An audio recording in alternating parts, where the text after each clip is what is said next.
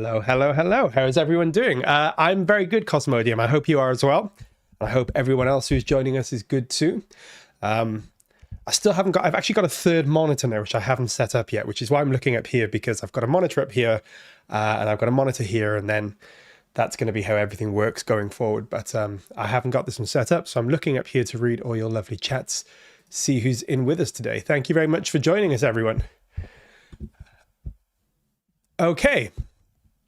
So yeah, last week we did a wonderful Q&A with David Donges, one of the most prolific and successful trailer music composers working in the industry. Gave us a load of great advice and his own experience on how he's got into the industry, how the whole thing works. It was great. Thank you for all your questions. They were really, really good. And I hope you guys found that useful. If you haven't watched it, check it out. It's over on our live list of all our live streams. So it was last week's stream. And we also did a video about trailer music that came out a few days ago too, which is worth checking out. And David featured in a part of that too. We took some of the stuff from his Q&A and put it into a video where we had some other tips about writing trailer music and put it all together into one little video.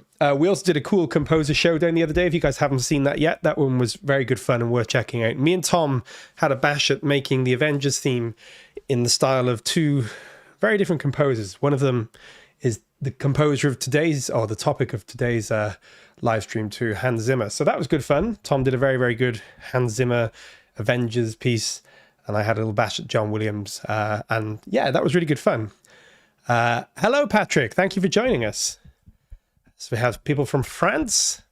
I'm in Wales. Where are the rest of you guys from? We're going to have some usually from America as well, often Los Angeles and places like that. So yeah, pretty international stream these days, which is always good fun. Yeah, so I think I've covered everything pretty much that we've had going on in the last week or so. It's been a pretty busy couple of weeks. We've got a lot of cool stuff coming up in the not too distant future as well, with various different streams and things. But yeah, make sure you keep updated. If you're not subscribed to the channel, the YouTube channel, make sure you do. That's where you get a lot of information and content. And we also have our Discord, of course, which is where we do a lot of, helping each other out with reviews of people's music and feedback, and any questions you want to ask, you can do that as well. That's going to be, the link to the Discord is going to be in our description too. Hey, Kaya. Kaya's from Turkey. Tricky sketch today, 4 chords repeated indefinitely. That's actually the topic of today, or one of the aspects of today's topic really is building cues, as they're called, or building tracks that just build using the same material but slightly rearranged. It's a modern way of doing things. Some people like it, some people don't, but it's a very, very modern way of doing things, whether you're a trailer music composer or you write for kind of that modern Hollywood sound. This track exemplifies a lot of the modern approach to music making by a lot of composers. I really love this track. I think it's a great track. I think Inception is a great film. And it's a great score. But yeah, it's a certain type of music. So all depends whether you enjoy that. Brandon says, so I'm going to miss this live. I've got to work unless I know, but I'll check it out later. I think I asked for some, maybe I can't remember. I think you might have done, Brandon. I know a few people have. And no worries. It's a shame you can't be with us. But yes, it will be around for you to check out. So please do so when you're free. And yeah, have a great day in work. Hope it all goes well. And yeah, thanks for popping in. Hello, Walker Unknown. Thank you for joining us. Slow burn, pretty much. Yeah, one of those classic slow burn tracks. Yeah, but it's a classic, right? It's a really good track. Take 4, I think it's 5 chords. It is a very slight variation between the first section, well, not first section, but the first 4 chords and the second 4 chords. There's 1 chord difference, which is obviously just wow. But it's a really nicely put together piece of music, I think, and we'll go through it and sort of have a look at why. Let me just load everything up, make sure we're good to go. I think we're pretty much there. Just loading my Cubase up. You're going to see I've already done a fair amount of the work for this, but we still got a lot of work to do, even though it's mostly there.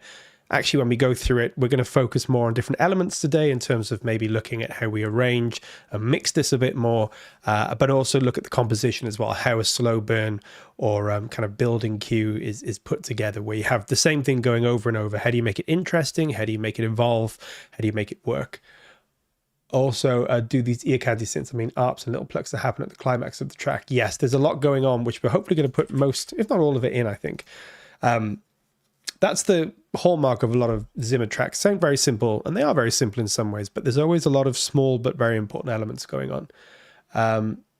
Hey, Pecan, I'm glad this is one of your favorite scores. It's a great score. Brandon says Hans is great at doing so much for so little, which is why I love his work. Yes, I agree. We're going to see today, there's not much to this, but hopefully, I mean, certainly the original sounds huge, and hopefully we can get somewhere to that level. Probably not going to quite get to Hans's level, but, you know, we're hopefully going to get somewhere in that ballpark and show how you make a massive cue out of only a few elements. Again, so if you're a trailer music composer, this kind of stuff applies too. This is not a trailer track, of course, but it uses a lot of those techniques that trailer tracks have adopted over the last 10 or 15 years in D minor, because Hans. Yes, so, okay.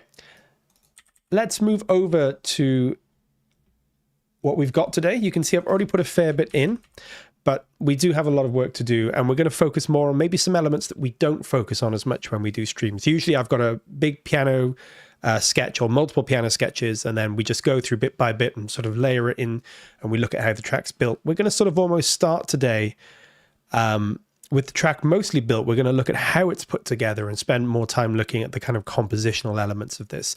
But then we've still got a lot to add, which I think we're going to do for the sort of last half or so. We've got guitars to add, shorts to add. We've got some percussion, some sound design. Hey, Tom, thank you for joining us. Yes, and Ollie's with us as well. I didn't miss you, sorry, Ollie. I was just too busy ranting away about something probably. And I've also had a cold the last few days, guys. So if I need to cough, sneeze, or do whatever, I'll probably mute my microphone, maybe even turn my camera off, because you don't need to be a part of that, right? I'm hoping it won't happen, but if it suddenly comes up, I might disappear for a second or two, just so you guys don't have to watch old man gagging for breath in studio, which is just not what you guys have signed up for. Okay, I'm going to take a little sip of tea, and we're going to have a look. I did miss you, Ollie. I do apologize. I can only apologize. Completely ignored. Yep, I saw it. I blocked you. I can't see you in the list anymore. Cubase starting to look familiar. Yes, Tom's been experimenting with Cubase, which is cool. We've got him over. We got him from Mac Logic to Mac Cubase. We're actually going to get him to Windows Cubase. Definitely 100% going to happen. Ollie is personally offended. Yes, I'm sorry, Ollie. Ollie's probably going to, I don't know, he's going to punish me somehow. With the next video or something, he's going to make me do some challenge that I don't want to do. He's going to find a way to make me wish I'd never ignored him. That's for sure. Okay, let's have a listen. This is, most of the basic stuff is there, but there's a lot missing that's going to take it to the next level. And we'll then do a little bit about the compositional elements of this and the arrangement. And then we'll go back and we'll sort of fill in the details and maybe do some of the stuff we don't normally have time to do in streams. Tom says the PC will never happen. I reckon we can make it happen. I'm going to buy you all a mini PC kit, and when you build your own PC, you'll feel the love for your PC. That's when it really comes home to you. When you build your own PC and it's a bunch of parts, and then it ends up being your own thing. Yeah, you can't replicate that. I'll get them there, I promise. Tom is Steinified. He is Steinified. Yes, he's crossed over to the dark side. We've got him. He's a Sith now. He's a Sith. Okay, let's have a listen and a look, and then we'll see what we've got, and then we'll see what we need to add. So here we go.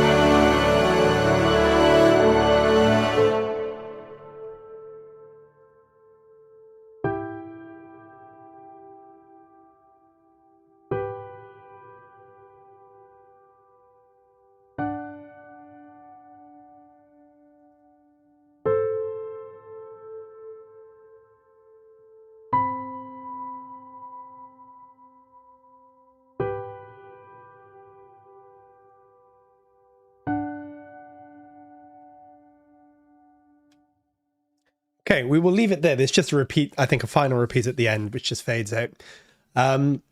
Seen a lot of love for Time. It's a great piece of music, I agree. Hey Marcel, hey Cheyenne, and I would join his band. Maybe, I'm not sure Hans is going to request my presence, although I am going to see Hans live in December, which would be interesting. So I'm off to London to watch that. I haven't seen him live before, which would be cool. Haven't met Hans. I have briefly been in the same room as Hans when he did a documentary. Oh, he did a Q&A for Planet Earth 2, I think it would have been, in Bristol in the UK. And he was very entertaining. And then at the end of the Q&A, he ran off very quickly and I saw him kind of running down the escalators. I think he had somewhere to be, probably some party or something. Bring your PC with you to the show. I wonder, does Hans use PC? I'm not sure if he does. We'll have to ask him. I mean, Hans probably has more than one piece of hardware, right? I don't think he's worried too much about his budgets. Hold it up in the air when this song gets to this peak. That's what I should do. It's going to be a eulogy for a PC. Okay, so the piece is kind of there. We have all the main elements going, but there's a lot missing in terms of some of the rhythm, some of the percussion. There's a lot of driving factors that we haven't put in yet. So even though this is kind of there, it's actually got a long way to go as well. And we're going to focus on making it a little bit more detailed as well. Yeah, so let's talk a little bit about the composition, which is pretty simplistic, but it is worth having a look at and looking at in particular how it's arranged, because it's not the composition that's complex at all. And even the arrangement isn't complex, but it's so well done in terms of how it's all put together. So we have literally just basically a rotating set of 8 chords. It's really just one set of 4 chords followed by another set of 4 chords with a chord difference. So the first chord is A minor. Let me just, make this solo. A minor. Then we have E minor. Then we have G major. Then we have D major. Exactly the same time, A minor, or same thing. Second time though, instead of the E minor, we have a C major 7th. Really nice little change there. And then G major and D major again. That's the whole song. So those 8 bars repeat over and over and over, and each time something different happens just to make it more interesting, which we'll take a look at. And you can see the only thing to talk about here is that the way the chords are voiced is such that we have a kind of melody going on.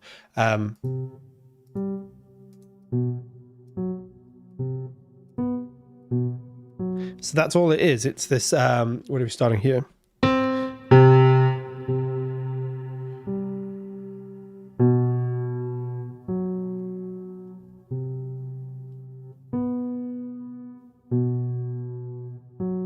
Very, very simple stuff.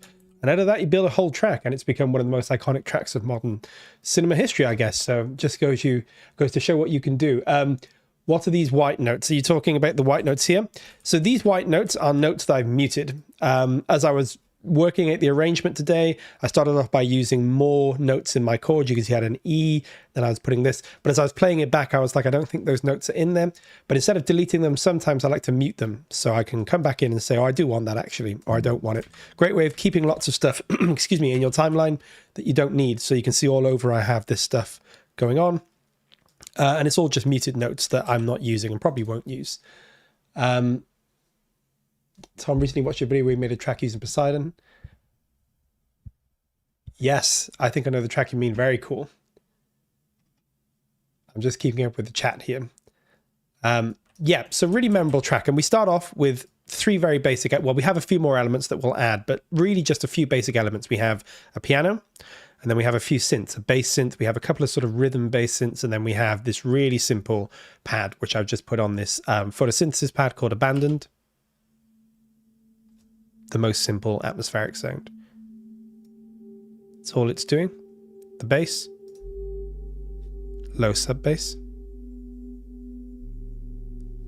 and then just the piano. For the first round, that's all it is. Just all atmosphere and a piano, and the atmosphere and the bass is really just supporting the piano. And there's a couple of rhythm elements that they'll add.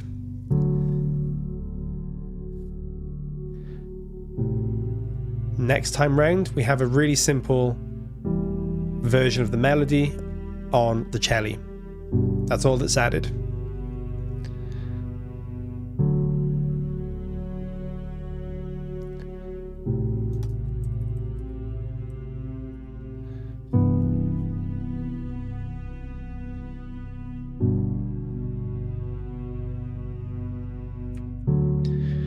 Now we pick up a bit. So we have the melody now added to the violins, and then we have a little counter melody on the horns and the second cello, because the cellos are divided in this, or the second pass of the cellos. And that's just this really simple descending figure that just starts to add movement.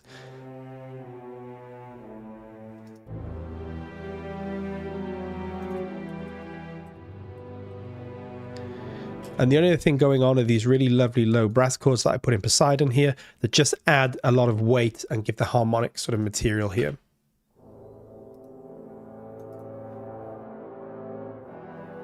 That's all it is.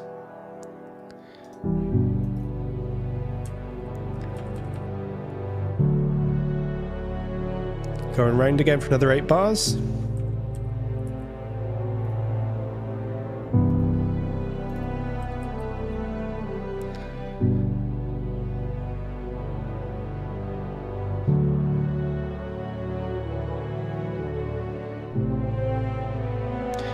Then we add more complexity. Now instead of these 3-note riffs, it was 1, then 2, 3, 4, 2 silent, 2, 3, 4. Now we have a more complex counter melody going on. That's what changes here.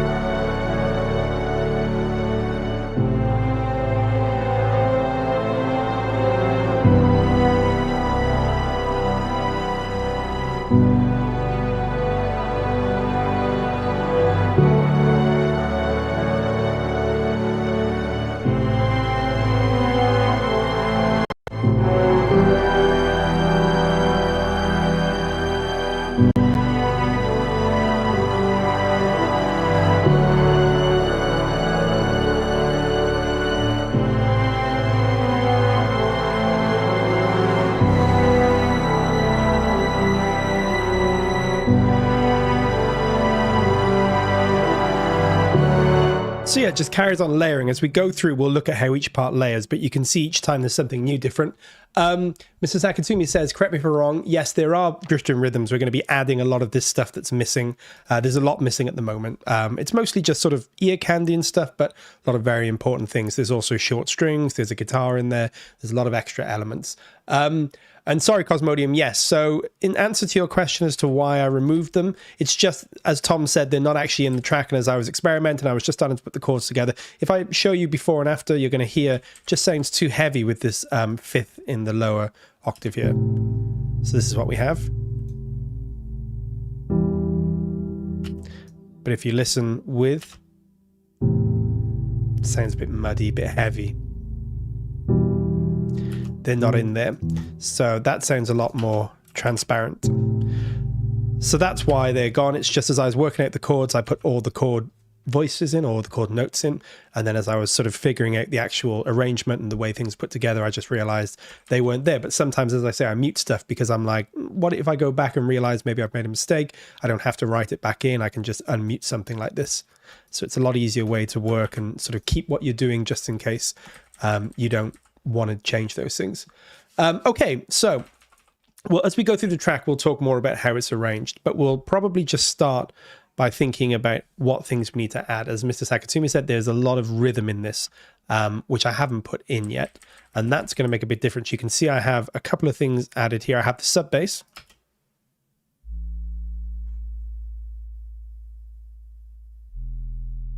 And it's really important to note I have an envelope on this sub bass, which is sort of making it more like a pluck and then a long decay from the pluck. That's an important aspect of this, so it doesn't just sort of play like a big long held sustained note. It has a kind of rhythm to it.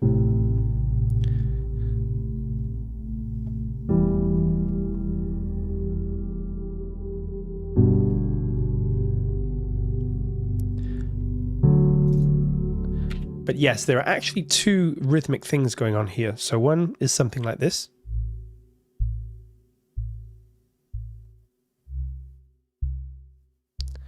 And then more quietly, there's this one.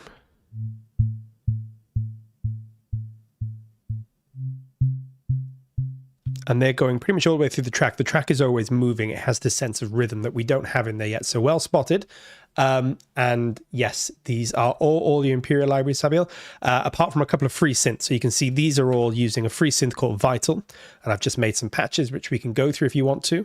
But other than that, the rest of it is all going to be Audio Imperial. And there's going to be one plugin that we'll use for the guitar amp as well. So let me just pop this in and we're going to see how this works. See what this adds. So I'm going to add these notes in.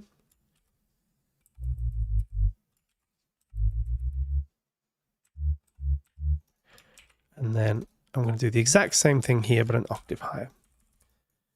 There we go. Octave higher. Now we can have a listen to what these two sound like.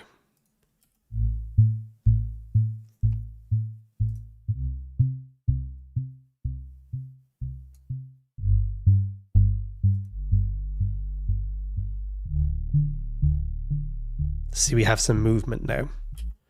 We'll copy them over. And the second time round, all we do is we change. Actually, I've done it wrong the first time round. That's what it is. That's going to be an E. And same here. There we go. And then the second time round, it's going to be that. Let's have a listen to how this sounds now, how this has changed the feel of the beginning.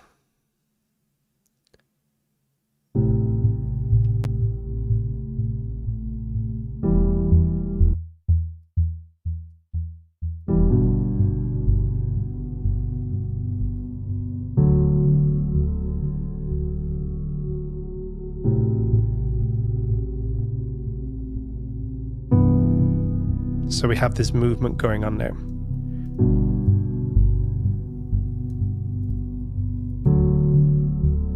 Copy these over.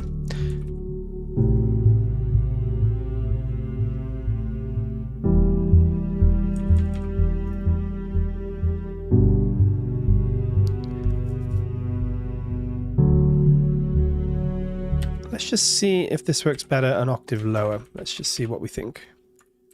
This is where we just experiment, try and get it as close as possible to the original, but it doesn't matter if we're not exactly right. I think an octave higher, I think that works. Let me just bring that limiter down a bit so we're not clipping.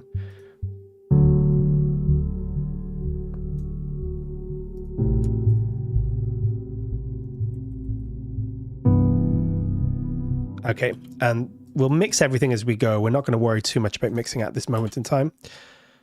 So the first time round we've added this movement here.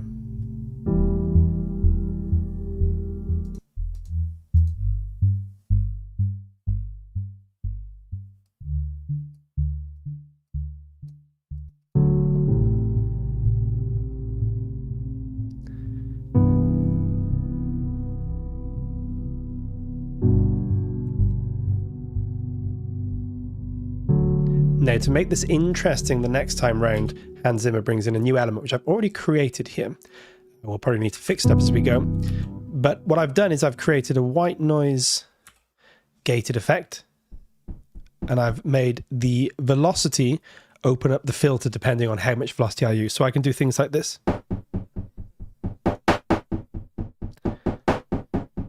So I can sort of create my own delay-like effects, but without having to use delay. And what I've done is I've just created a little sound like this.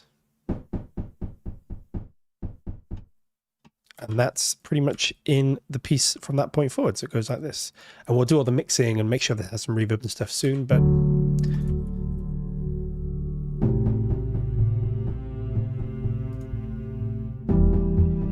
see, that adds a lot of kind of extra movement. We'll keep that going.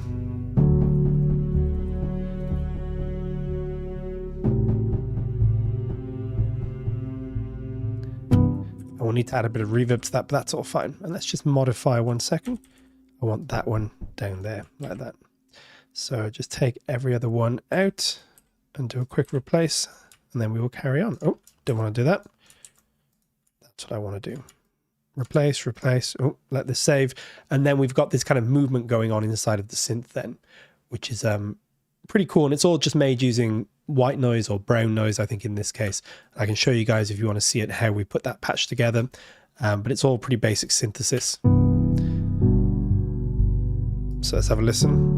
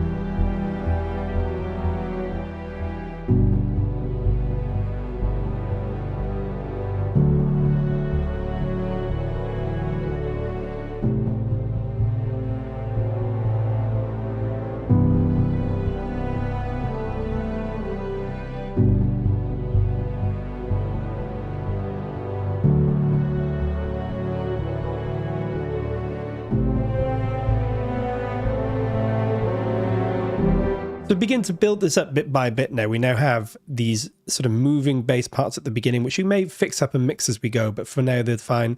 And then we move that into this kind of rhythmic figure in the gated synths. And nice. And I'm just going to do a quick, take this mono delay that I was experimenting without. I'm just going to take out some of the bass of this because we have so many bass elements going on. Anything that doesn't need the bass, we're not going to have bass in. So you can see all that kind of stuff. That's better.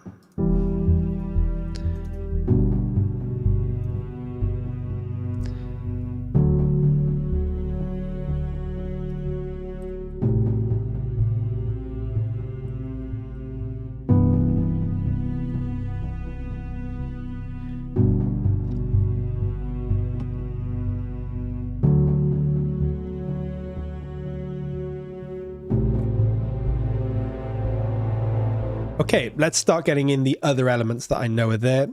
So at this point, we have a guitar come in.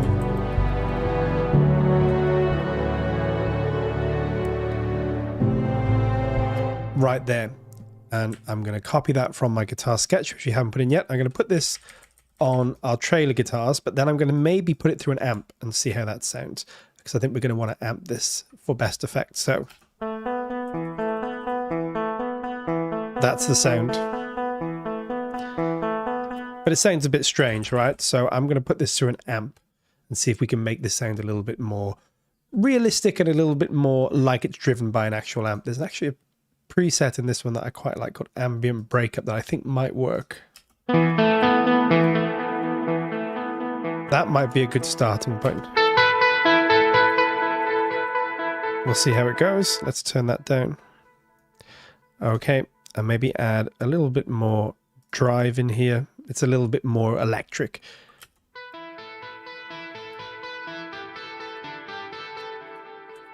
Okay, that's sounding pretty good.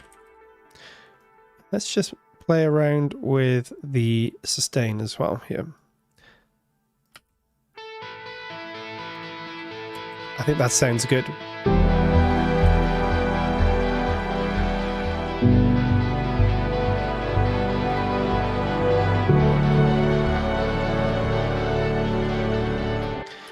Cool, that's starting to come together. Add Panman or Pancake on pulse bass. Yes, we can definitely do that as we get further into the mixing and arranging and stuff. That might be a good idea. Okay.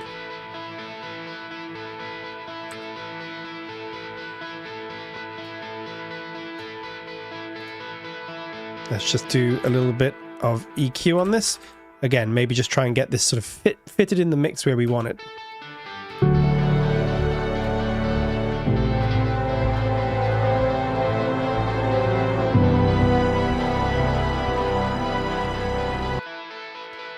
Okay, cool. And one more thing. Let me just make sure. Yeah, might help if I put my sample start on where it should be. Send it a bit at a time.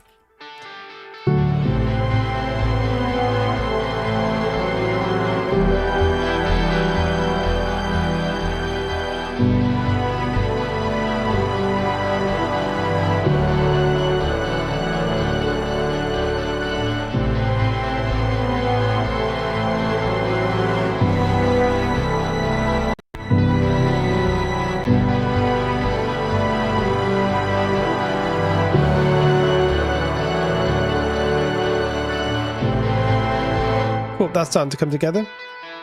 And we'll just gradually increase the intensity of this. Let me just glue all these together. Let me just bring all this up a little bit. Do this, and I'm also going to use a shortcut that I have here called Random Velocity.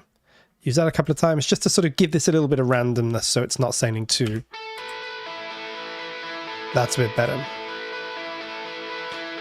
And I'm just going to take down the distortion on this.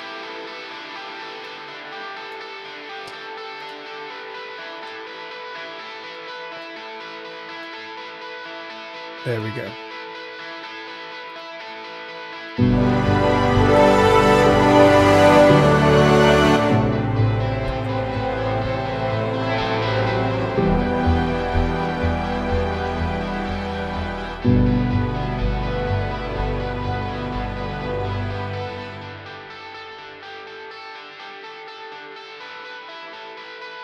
Nice. But also maybe just going to do a little bit of random time. Make it sound a bit more realistic.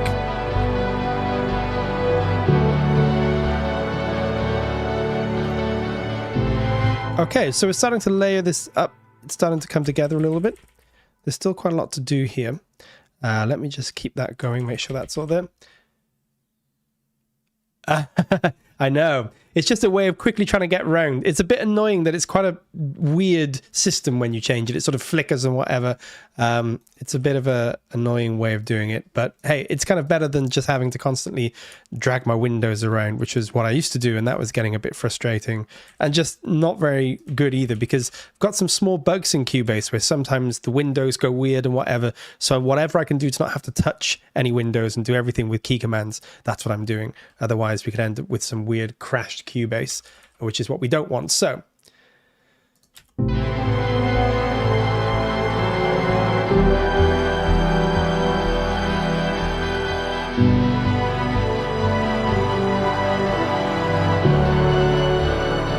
okay, this is starting to sound good. Let me show you the next thing that I would do here. And this is where we'll start to layer everything up. So as this piece goes on in complexity, we sort of want the sub bass and the synth elements to grow in aggressiveness. Now, this is not an aggressive piece. We never get to like a full-on open filter sawtooth going crazy. But this sub is just not quite hitting it. It's a bit polite, should we say. So there's a few things that we can do. The first thing I'm going to do is get this pad here that I have. That sounds a bit crazy like this.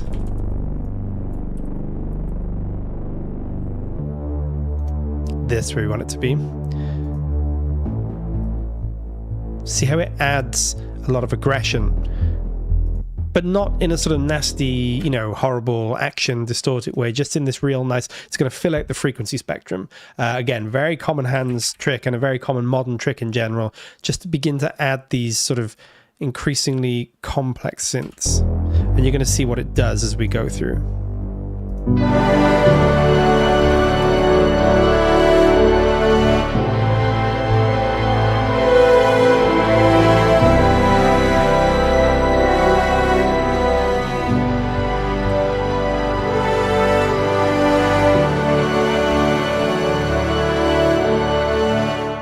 The guitar sounds a bit wet. It might possibly, we'll keep working on it as we go through and do the mix. It's probably a little bit wet. Oh, wrong one. Let's take a look. Maybe we'll keep it like that for now.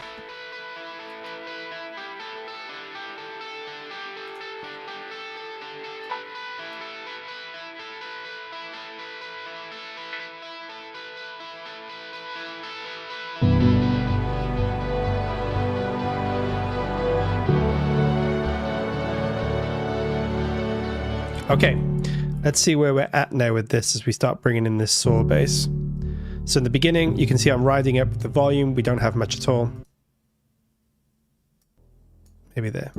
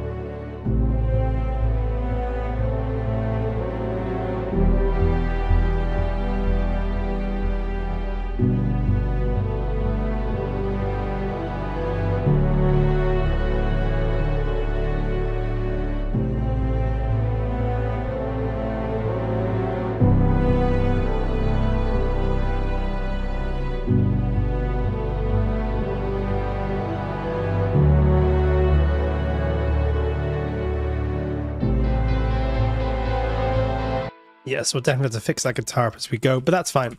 We sort of have something in place that works here. Okay, let's keep going.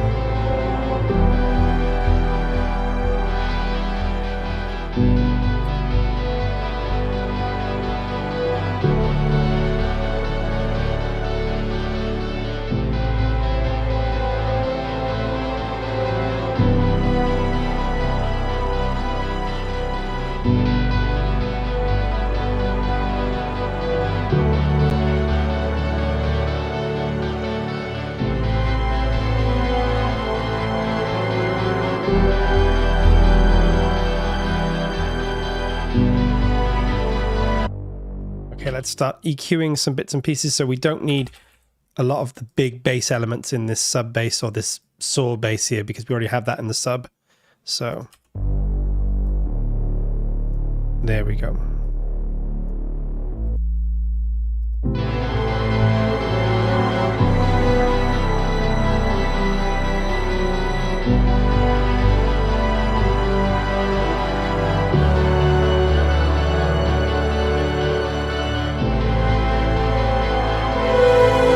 Okay, let's add in the short strings. So there's short strings that go through this too. Let's get them in because they add a lot of the propulsion here. I'm going to try them just on Dolce. We got the Dolce ensemble together. If not, I'm just going to find, let's do Dolce. Let's take the basses and make one of them. This pits that we're definitely not going to use, we'll turn this into an ensemble patch. And then we'll put shorts in this staccato or something. And then we will put them in and that should add quite a lot too. So let's take a little look. I'm going to want to grab Dolce, come in here, go to our ensemble patches, and then maybe spiccato, but I actually think staccato. We don't want it to be too short. We want it to be, you know, short, but with a little bit of tail to it. And then it gets quite aggressive as it goes further through. So I have to sort of mix that into everything else that we're doing. Just wait for this a second to load up. Have a listen to what this sounds like. Yeah, that should be good, I think. We'll go classic, we'll take the reverb down. And then we'll have a listen to what that sounds like. So I just call this ensemble staccato. It's in our basses, but that's fine. Pop that in there.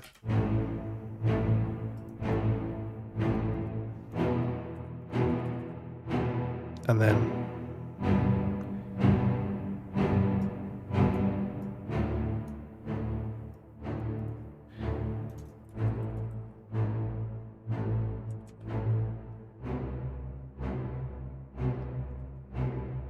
Walker said, did you draw the rise and fall automation dynamics? So we've done a little bit of that, but not for everything yet. There's a bit of it here and there you can see.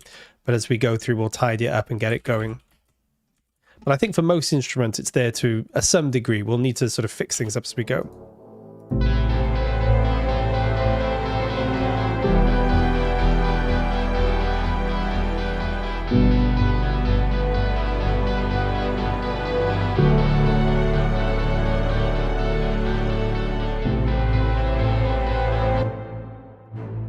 Okay, let's make these more aggressive and stick them out a little bit.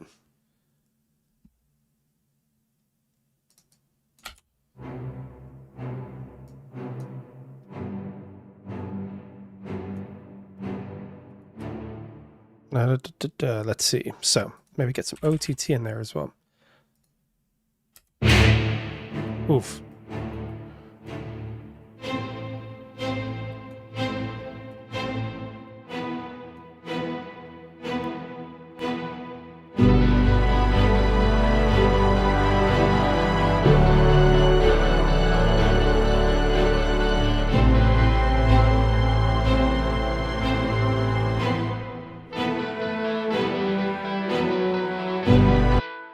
Let's see what we can do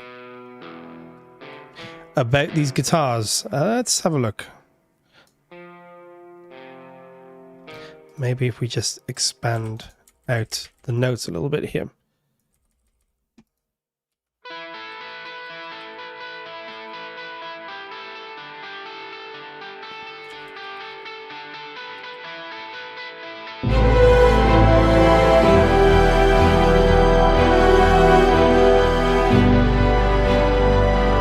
So these horns, Talos horns sound great, but I always find they sound a little bit too MIDI for most arrangements, as in the mid-range. So what I'll do is just scoop out a little bit of that mid-range. Not too much, because you want the warmth, but let's see if we can get them to fit in a bit better. So you can see here it's kind of...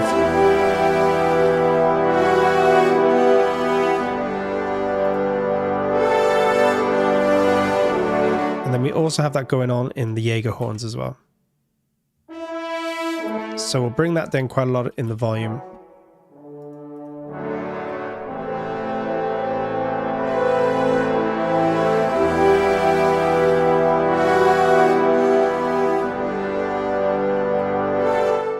Nice, and we'll just make sure we have everything overlapping here. So we got the legato triggering, which it should be for everything. Okay.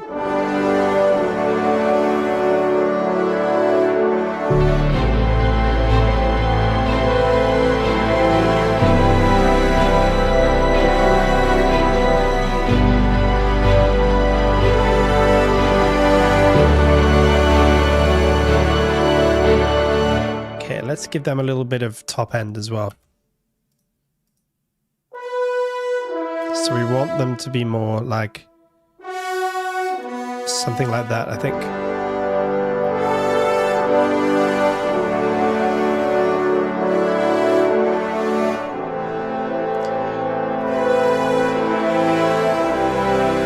Nice. And just to give this a bit more sort of Inception goodness, I'm going to do something here that I think is going to work. So we're going to bring the low brass in. And for this last sort of round, we're going to bring this on the low brass. Oh, if I can just grab everything. So we've got these tubas going on here. I'm going to copy that over to the low brass. Make sure it's lining up there, which it should be. Yeah, that looks good. Have a little listen to what this sounds like. Yeah, nice. We're going to bring up the intensity of all that. This is sort of our big end section here, so let's literally just comes up with the mod wheel. As I said, we'll do some work if we need to on this, but okay, so let's grab those, make them an octave up. Let's duplicate that all an octave higher.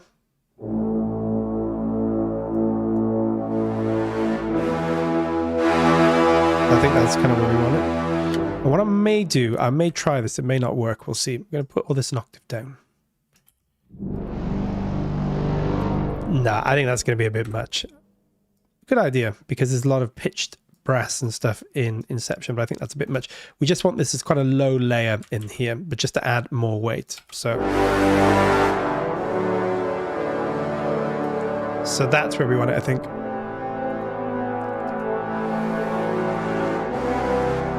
See, it adds a lot, even though it's low in the mix.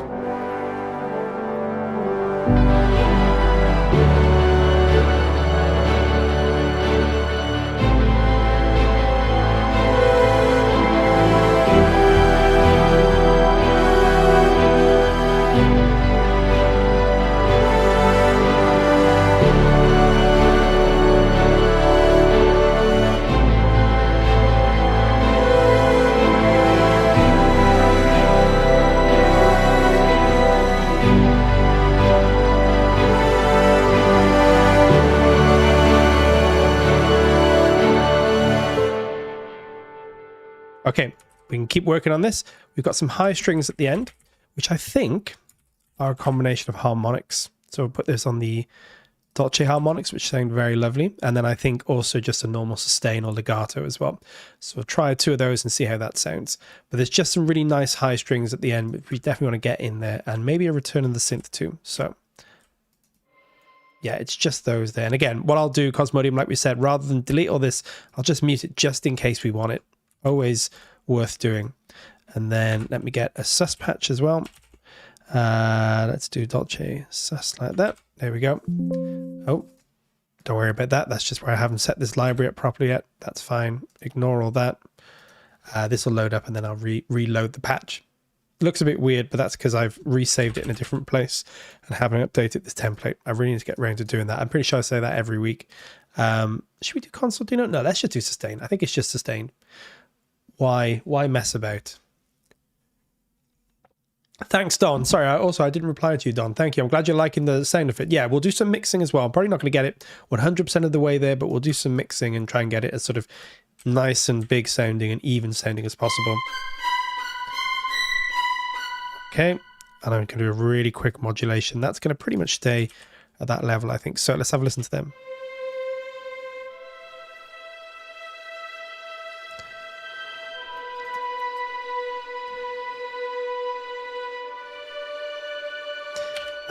Sure, Alex, I'll rewind. It will all be available for you guys, though. If you do want to watch, if you missed anything and you want to watch, once this is done, it stays up on YouTube for you guys.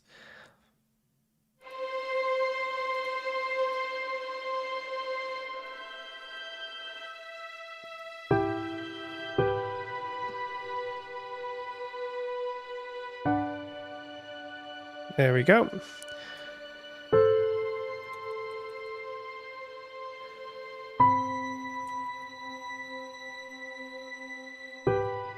Nice. And what I'm going to do is just bring that synth back in as well, which I'm pretty sure is back at the end as well, just to give some atmosphere. It's literally just like an atmosphere synth.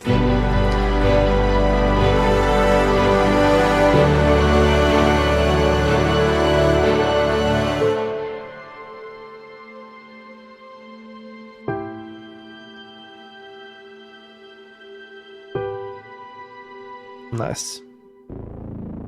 And then we do have a little synth in the end that we'll put as well. And I think we do have the continuation of these synths too. So let's just pop, or maybe that one, just that one, I think. But really quiet.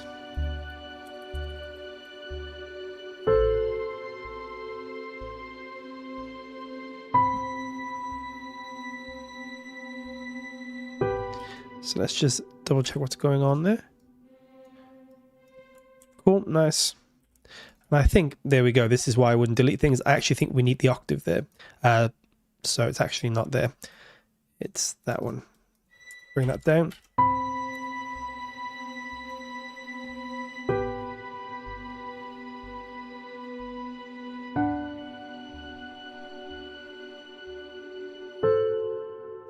Cool, and we can fix up all the programming and things. I'll just take that out. Okay, let's have a little listen just to that end transition.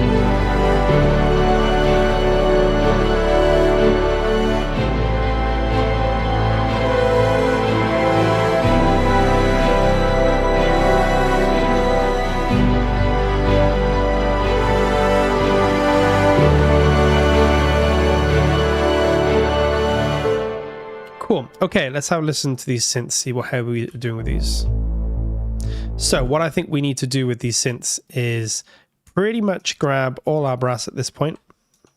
I'll do it this way. So let me just grab these. I'm going to take these down to our saw brass patch. Add them in. Obviously, an octifier.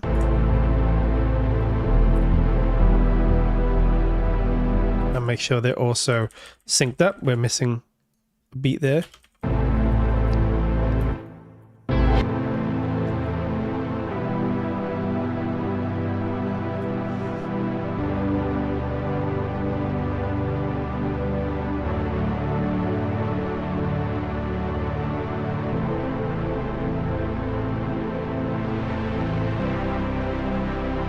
But again, this is going to be very quiet in the mix. But it's going to add a lot, I think, when it's in there, just in terms of reinforcing that brass. It'll sound a bit like brass, but it's not brass. So let me have a little listen to this with the brass. Let's see.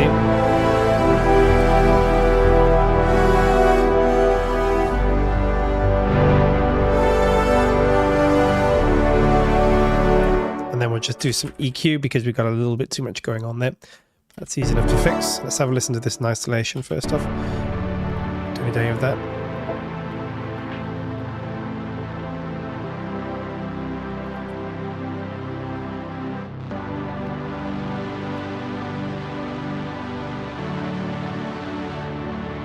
Something like that, I think. Okay, and just fix that one moment there that's a bit weird. Bring all those to that. Okay.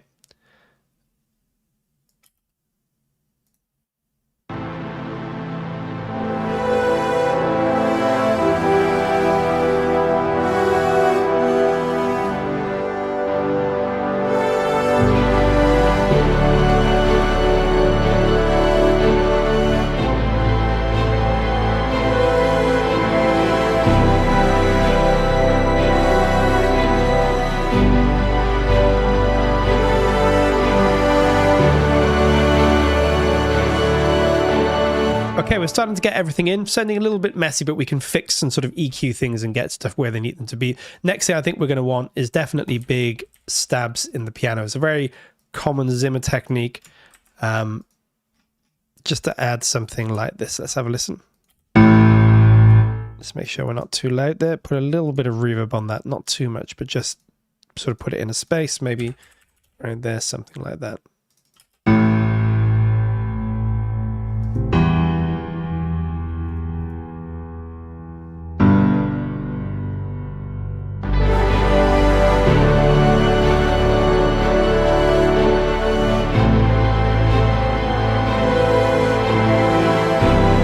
So those pianos add a lot. It's like an electric piano, almost sounds a bit like a guitar stab in a way when it's mixed with everything else, but without it just misses. If I just show you with the brass and the synths, it really helps to add something. It doesn't have any attack without it, really.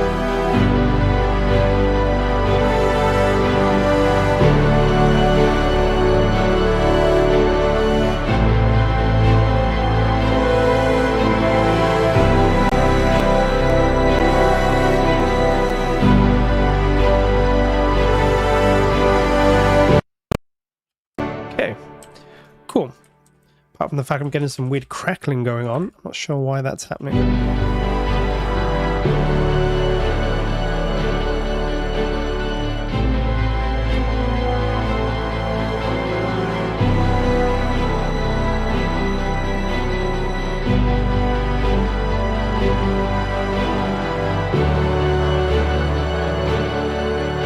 Okay. Really gonna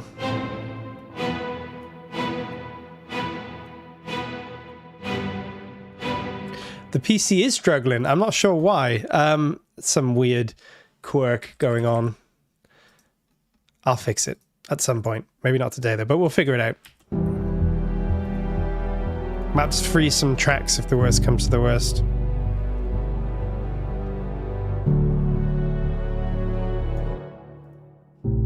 Let's try Walker's idea of maybe some Pan Man. Unless my computer melts because I've got too many plugins. I don't really have any plugins on this though, so I'm not sure what's going on. Let's maybe try something like... maybe we'll do pacing the floor.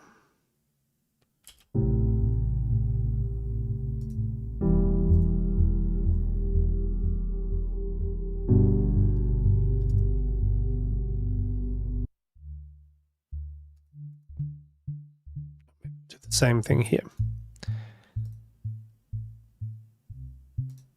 Let's try it.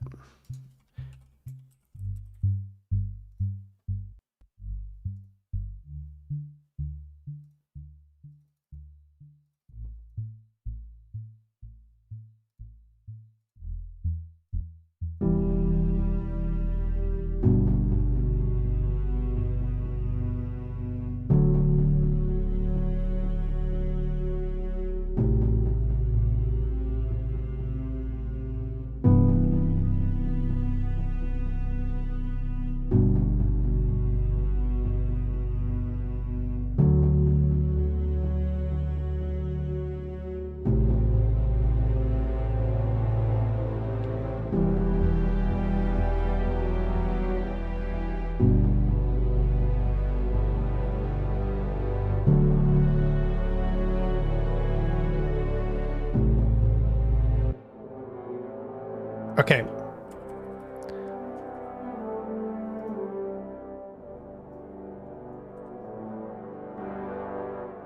You can see I'm layering. I'm really enjoying this layering of Poseidon and Jaeger trombones here. Just a great layering together.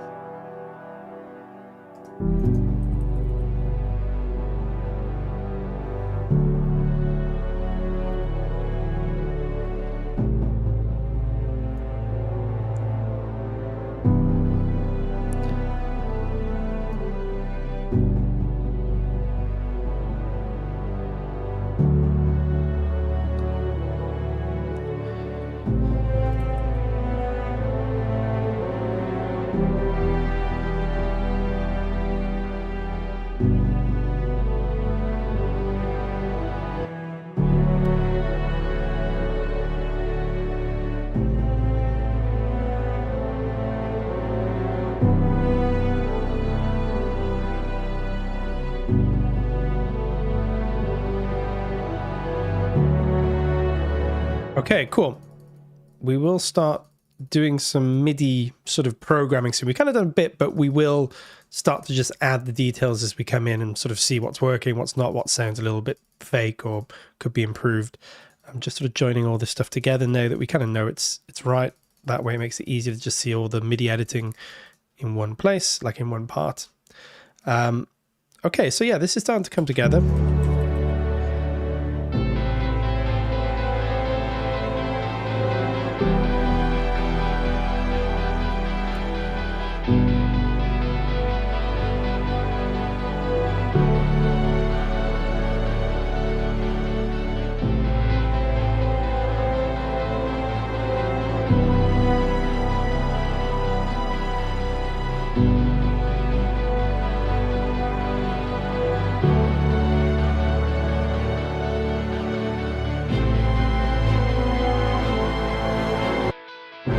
Okay, so let's maybe just render this in place to render settings, and maybe we're just going to render the complete signal path. There we go. And see if that helps in terms of taking the plugin away. Maybe we'll get some better performance, because it could possibly be this plugin that's causing the issues. I'm just keeping up on the chat while you guys look like you're talking about workflow. Tom's talking all about his updated workflow. Yes, so Tom's moving to Cubase because it is better for workflow, particularly if you've got to deliver stuff quickly and stems and stuff. Whereas if you're working with piano, roll for editing, MIDI CCs can get way more detailed.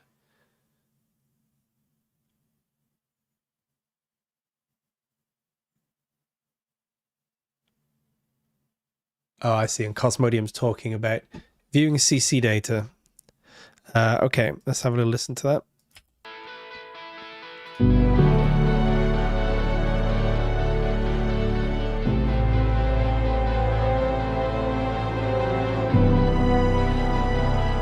Cool, that will work for now. We can always re-render it if we need to. Okay, let's start thinking about getting some sort of bass and stuff. Not bass. Well, actually, no, we do want bass in here. One of the things that I think we could add here is a bass guitar, which will add a lot in terms of thickening out that mid section. So let's take a little look.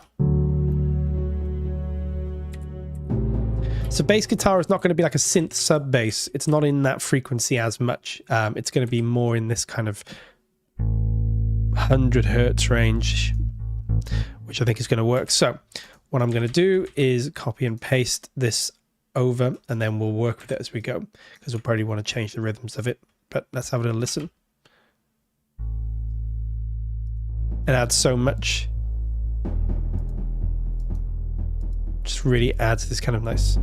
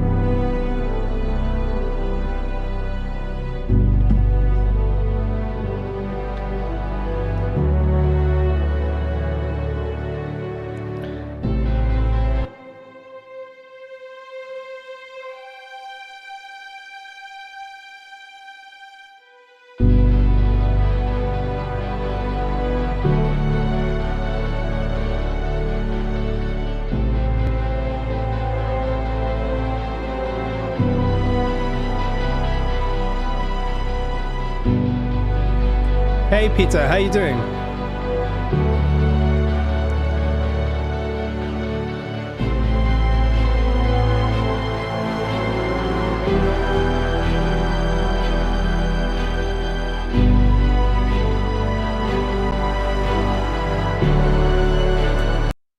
Okay, let's just start adding some extra short notes to this. So just going to duplicate this track. So what we want to do is let's mute this a second.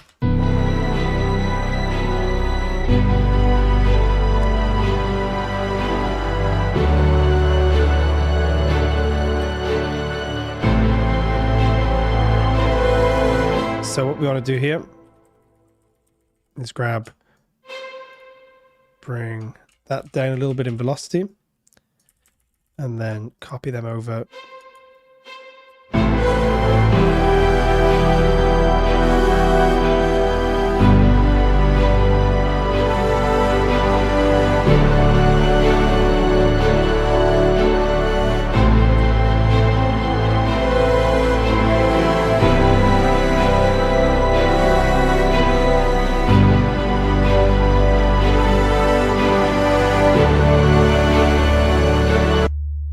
Cool. Okay, let's take that bass down a bit because we don't need it so much now.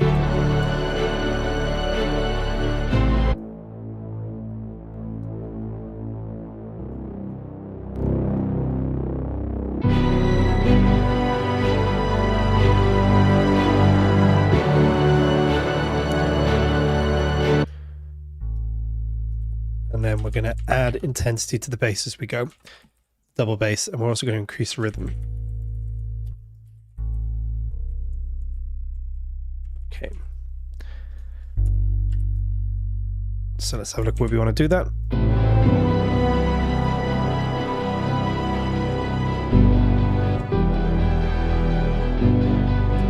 Hey Mac, and thank you Marcel. No problem, have a good day, and yeah, you can always catch us. This will remain online for anybody that has to leave or can't watch the whole thing or watches us afterwards. That's all totally cool. We know you guys are busy. It's a busy world out there, so we totally understand. That's why we just keep everything available for you guys if you want to dip in at some point.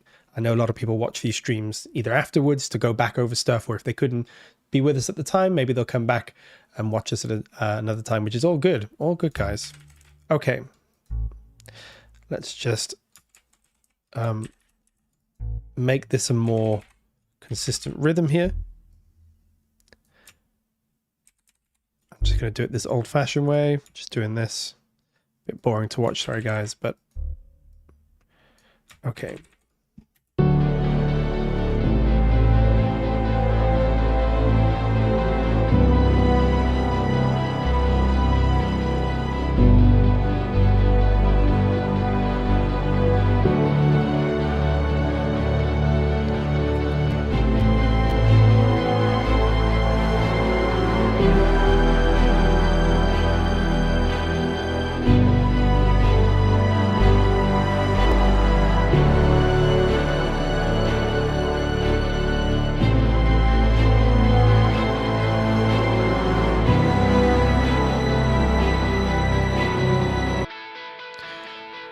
Okay, we are getting somewhere. We got some percussion to add, of course.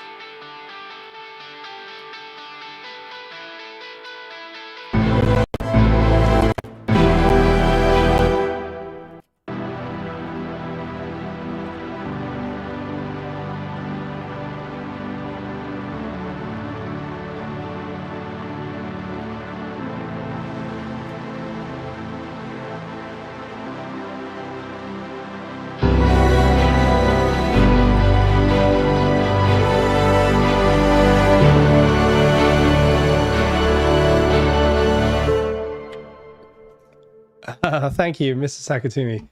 And thank you, Peter. Yeah, we're getting somewhere with it, I think. It's coming along. We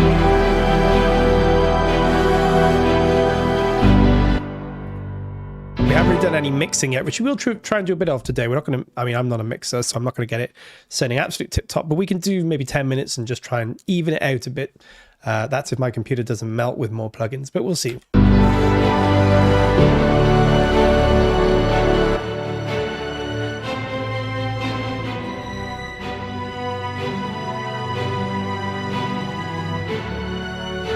Okay, what I'm going to do here is I'm going to take these cello Marcatos.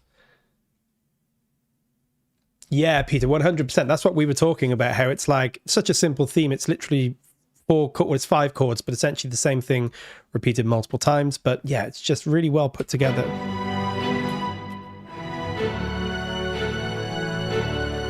Okay, so what I want to do here is Marcato these, so give a little bit more attack. We're just going to layer, put them an octave higher, and maybe layer them up.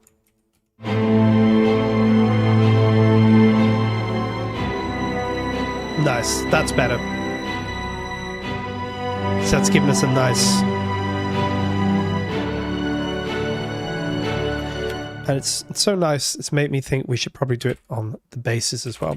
Because at this point it is pretty Marcato, right? It's like things are getting pretty spicy with the old attack. What drum kits are my go-to? Well, I do use Cerberus a lot. Cerberus has a good drum kit. There's a few others I use. Some of our drum kits at NI got some good drum kits. Our good friends at NI have some good ones. I think the Butchvig ones and some of the Abbey Road ones and things. The Nucleus drum kit's pretty good as well. If I'm ever using Nucleus, I like to put the Nucleus drum kit in because it just sort of keeps everything sounding pretty much in the same room, which is always good. But yeah, there's a lot of good ones out there. There's loads I haven't used either, which I really should give a go. Right, that's good, but that's intense, right?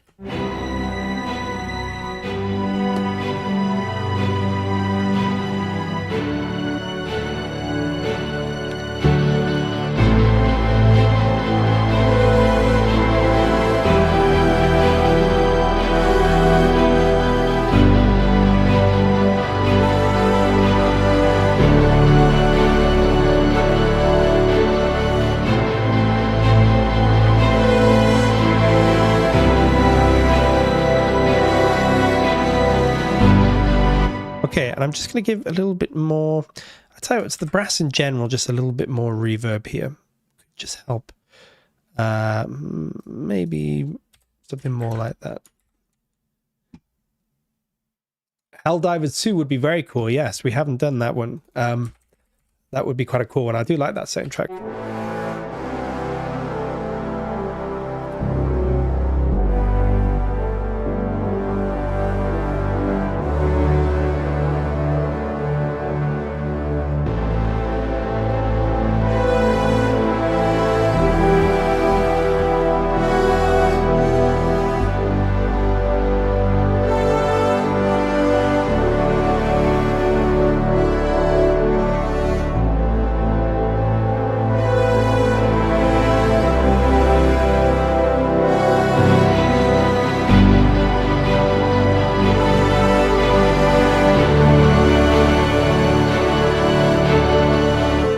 Okay, I think we're sort of at a point where we can start getting the percussion in. Percussion is pretty minimal in this, but it does play a big, does have a big impact.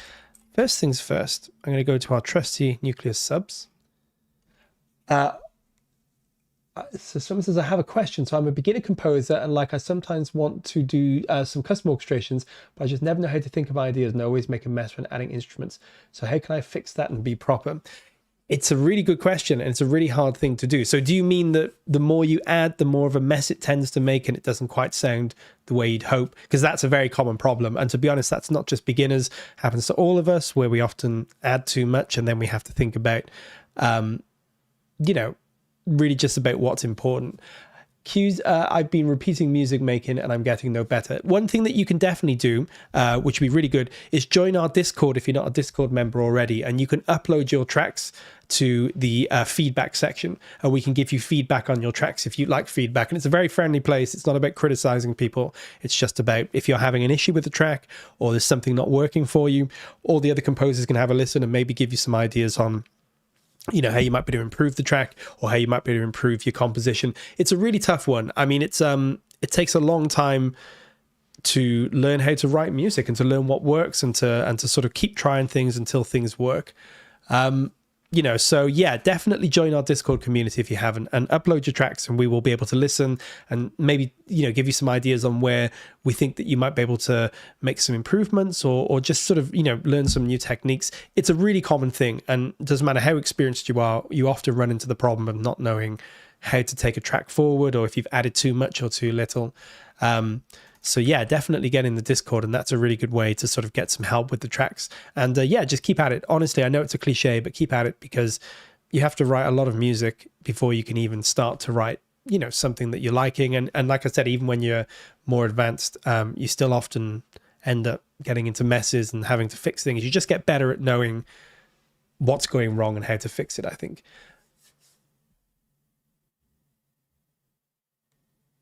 Oh, I see. So you're having a hard time with inspiration. Yeah, that's tough. It is tough. It's definitely one of those things that you just have to keep practicing. Second pair of ears, as Peter says, is a great thing to have. And yeah, I would maybe, take some classical pieces of music or something, look at melodies, write them down and try and think about why they work, what makes them interesting. It is a really hard thing to do, to come up with melody or to come up with musical ideas that are, that work. And it's a really hard one to sort of, give advice in terms of like practical steps you can take, other than, lean on the shoulders of other people and figure out what makes their tracks work. And yeah, like I said, join the Discord, because we've had whole sections on there about composing. And if you want to come in and just say, I have no idea how to begin a track, how would you guys begin a track? There'll be a lot of advice in there about, how people start writing music. It is a tough one. The inspiration's a tough one. And, yeah, it's a really hard one to get going. But once you do, I promise, you'll get over a barrier, and it will be, you'll get to a point where it works. Hi, Greg. Okay, I'm going to carry on with this. So I'm going to add some subtle subs, and then we're going to move on to sort of the... Yeah, that one sounds great straight off the bat. Record that in. True. Yeah, that's some really good advice. And also be brave, because very often something you think isn't good may be a lot better than you think. Be brave, show your tracks to people, and, as I say, very friendly community. We will, you know, help you in terms of where we think the tracks are at and how you might improve them. Or if we think the tracks are really good, we will tell you that as well. Because, you know, a lot of times people say they post stuff and they're like, oh, it's a work in progress and it sounds great to me. And I have questions about how did you get that sound or how did you do that? So, yeah, don't be afraid to post your tracks. Oh, guys, I want to show you a really useful technique that we haven't talked about. I'm going to have to make a video about this. If you guys don't know this technique, it's well worth knowing. So, did you know, because it's really useful, you can open up your editor, and here's the waveform for a track. This is really useful if you're a trailer composer, you use hits and things, and you want to get things to line up on the hit. You can see I've got this little snap point here. If I move that to where the snap begins, where I want the transient to be, so let's zoom in, make sure I'm in the right place. So yeah, right about there. I move it there. That looks good to me. What happens now is my new snap point is the beginning of this here. See the little white line? So I move, I don't have to worry about tucking things in or making sure things are a bar out. I can just leave things wherever they are. So if I just put that by there, but when I snap, it will snap to that point that I've just created. Really useful if you use like whoosh hits and things and you don't want to have to worry about syncing everything. And Adrian's totally right. I'm not bad at remixing tracks, but not good at thinking of ones from scratch, which is why I really need to know. And the other thing as well is, yeah, maybe collaborate with some people. We've got a collaborations forum in terms of like, you might be able to help them get their tracks up to a good level in terms of sound design and mixing and arrangement and things. And maybe they'll be able to help you think about ways of getting tracks going. It is super useful, right, Peter? That's a really, it took me many, many years to realize that one. I need to make a video about it because I was always like, you know, manually dragging it and then moving a bar back and having to just use the snap point, and then you can move it around all day long. And you don't have to worry about any of this stuff. Really useful. It saved me a lot of time when I'm doing composing for trailers and stuff. Steinberg Miracles. Yes, it's a cool one. Okay, let's see how this sub sounds. It's going to fill out the sort of low end spectrum a bit. Nice, but it's going to be subtle in the beginning. We don't really want it to be.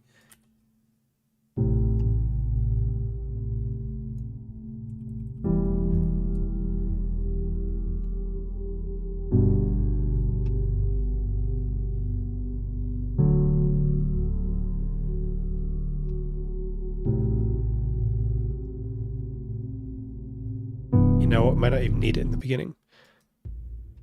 What I'm also going to do, there we go.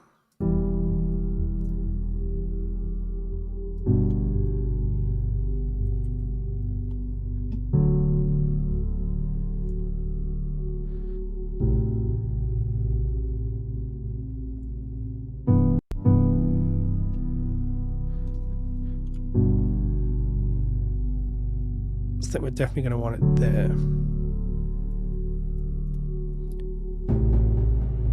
Yeah, nice, that works.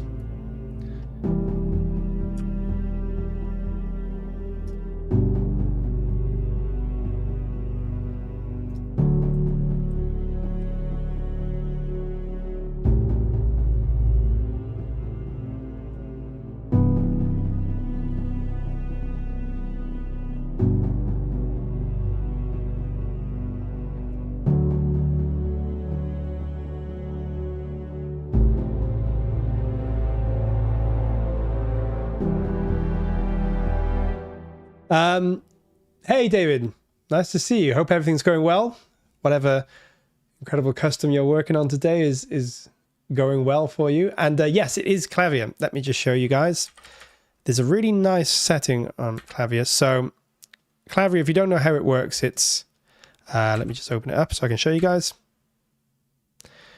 It's basically a normal piano, a nice bright kind of, I'm not sure what piano it is, but it's a nice bright grand piano. And then on the other side, you have all these cool effects and you can mix them in using this wheel here. So you can have something that's very effecty or not very effecty at all, with just a little bit in the background. This one has a really cool bass in it, which is nice. So I'm just playing this super low and it sounds, it's pretty much a pad and a piano in one. It is a bright Yamaha, yeah. So it's really good for the kind of trailer. You're right. Thank you, Ultima Nova, for reminding me. But it's actually really good in these lower velocities as well. I mean, if you want to do all those trailer pings, you know, it's perfect for that kind of thing. But if you want something a little bit more subtle, it can do that too. And yes, I agree, Cosmodium. Thank you again, David, for being a wonderful part of the Q. Well, I say part of the Q&A. You were the Q&A. You were the answers to the questions. So thank you very much for joining us. It was so good to have you. We loved it. We're definitely going to hopefully have you back at some point.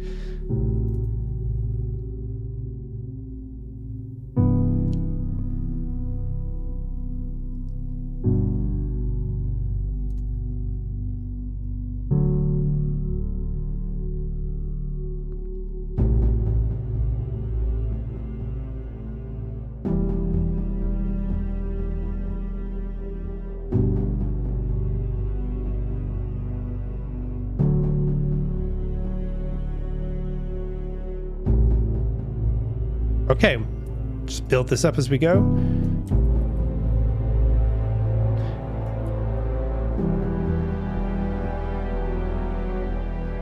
Oh.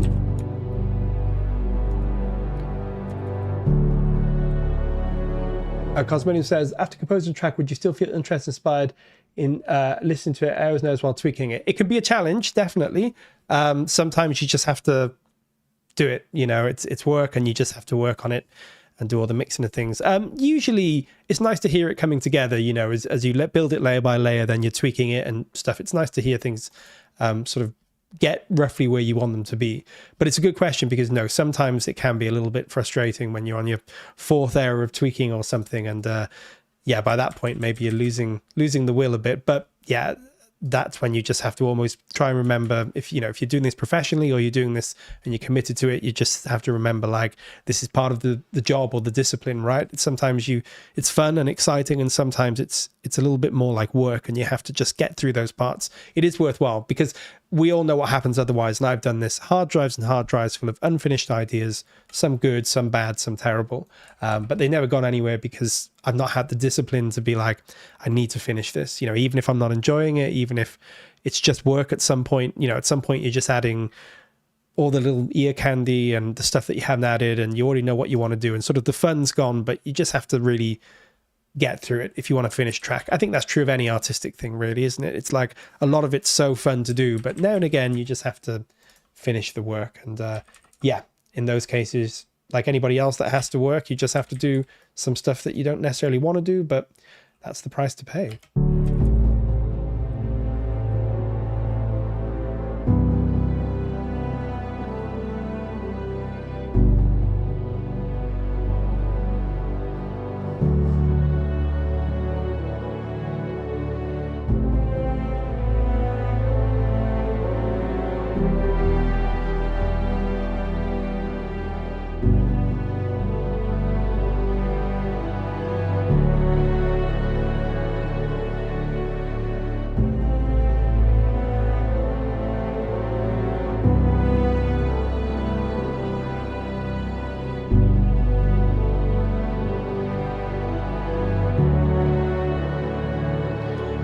Okay, let's just sort of keep going and add our percussion, which I think is going to be mostly Cerberus in this. It's pretty minimal, the percussion, but it does play an important role.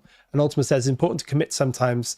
Yeah, it's 100% true. It's like writing music for a living or writing music as a passion is one of the most enjoyable and privileged things to do. But yeah, sometimes it's like anything in life. You go to the gym, you work towards any goal.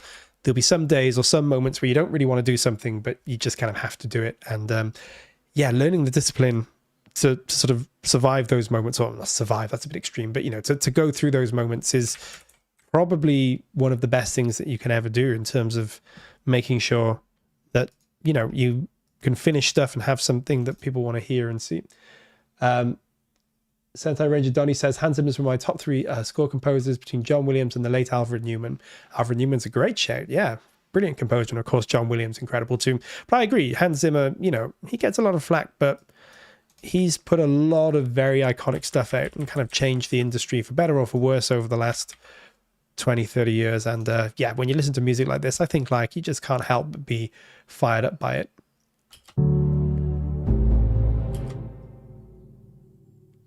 Oh, thank you, David. I'm glad it's sounding good to you. It's always good to get your seal of approval, that's for sure. Okay. So, obviously we want to use quiet drums. This is actually a Hans Zimmer trick. He talks about this all the time. Very often he'll use drums that are quiet in terms of velocity, in terms of how they're played, but raised up in the mix. And this is a classic example of this in action. We don't want drums that are being thwacked here. It's not that kind of thing. It's going to be much more, let's take that there, so to speak. And if we have, yeah, same thing there, I think. I can't actually remember what the drums go like in this, but we'll figure it out. We'll make it work.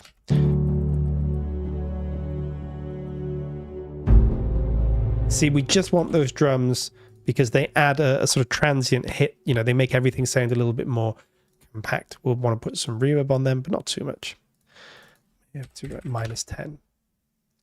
Taking breaks and resting your ears. Yeah, 100% a good advice too. You know, you can do like, I think it's called the Pomodoro technique, which I sometimes do, which is like 50 minutes. I have a little clock here. I'm not going to put it on for you guys, but you can see, put it on like that. And I can set a time. I can do like 50 minutes of deep work, as they call it, like where I'm really just focused, and then 10-minute break where I force myself, no matter what's happening, to go away for 10 minutes. So that can be a good technique as well. Okay, let's get these toms in, because I think there's going to be some toms. Same thing here. Make sure they're about -10, bit of reverb, and then we'll see where we're at. Yeah, all really good advice, guys. What you guys you're giving? Okay, so. Okay, we have a little 30-second roll into this. So.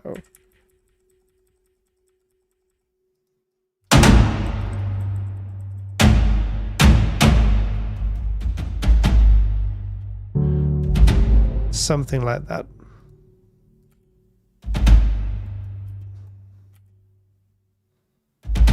Yeah, nice. And then we're just going to make sure they're not too loud. Okay, maybe we'll put them actually on the higher.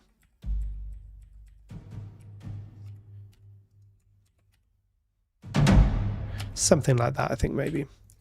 We'll see what works best as we go.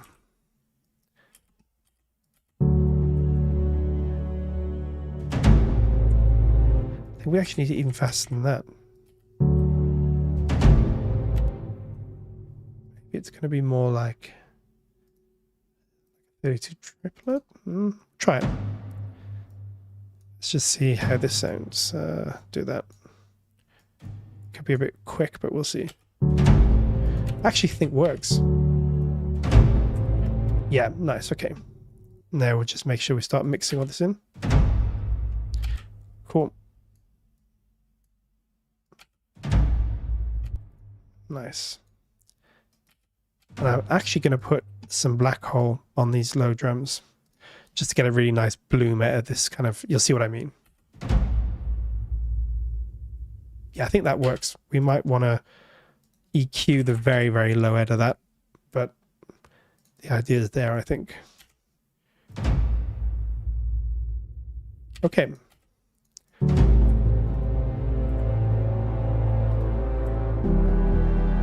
And then we're just going to want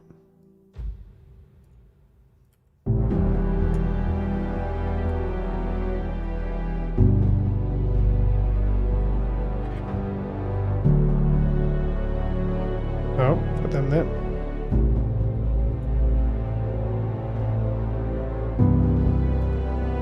Make sure they're in the right place, because I'm now on. Okay, let's have a little listen to this.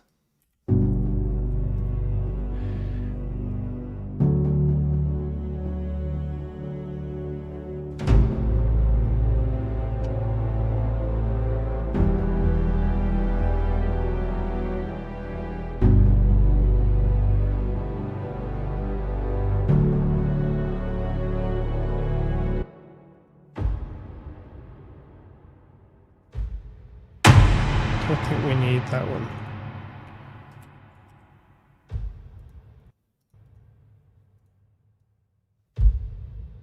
think that sounds a bit better.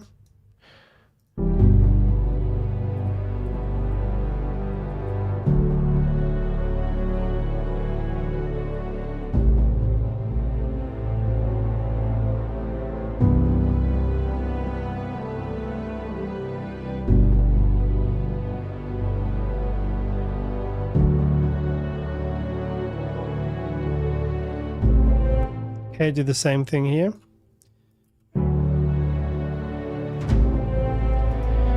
Okay, and this is where we start to get some movement in the toms now. And this makes a huge difference. Again, very quiet in the mix, but makes a huge difference.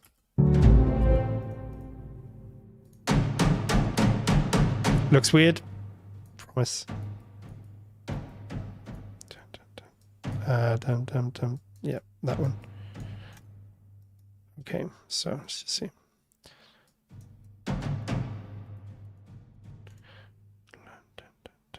So it's that one. There we go. Okay. These are just going to really just add like a top layer to the moving synths. See how it's really just subtle. Let's see. Make sure we're not getting any. We don't want hardly any sort of. There we go. Squeeze all them together a tiny bit. Bring them all down a tiny bit. Really quiet stuff.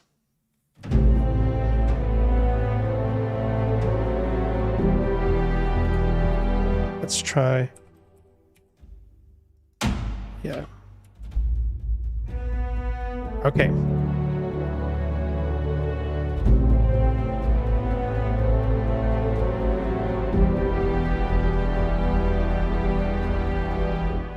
See, it almost sounds like a bit of a synth or something. It's not. It's obviously the drums, but...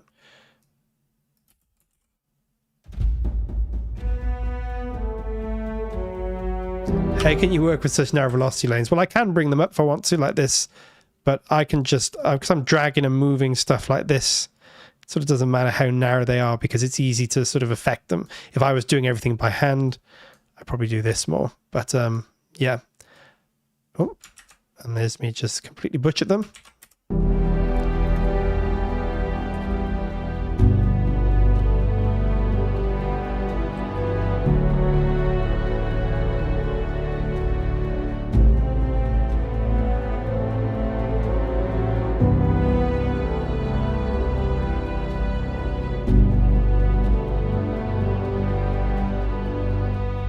Okay.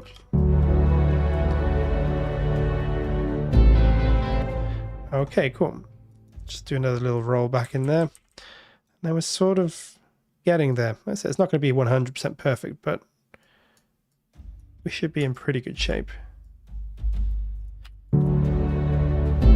Okay, let's just make sure. That's right. Yeah, we're going to want 32s. Just really fast.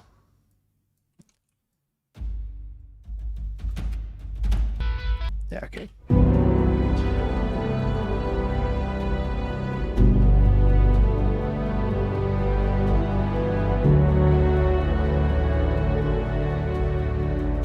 Oh, and Ultimate Over asks, for drum libraries these days, orchestral, hybrid, and trailer scoring.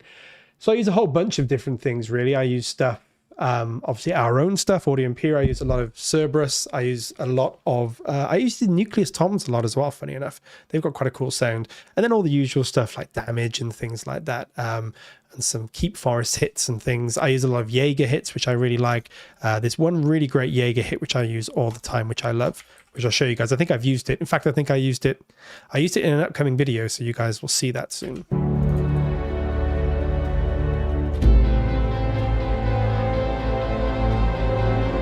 Okay, so what I'm going to want to do is this, I think. Just grab all this together, glue it all together.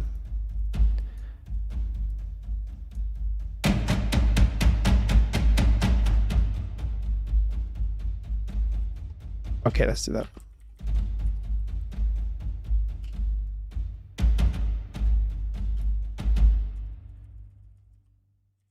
Let's just take all that to there. So something like that, I think.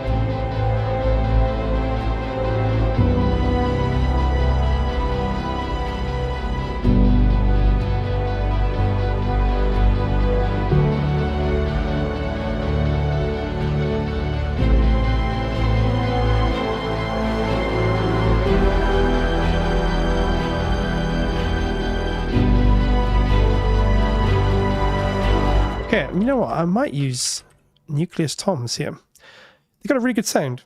I can find them, that is. So, yeah, maybe.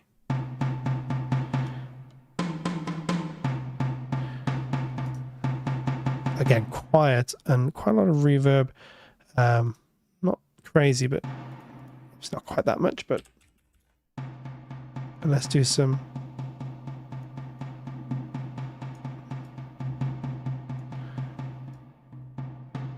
Okay, that might work.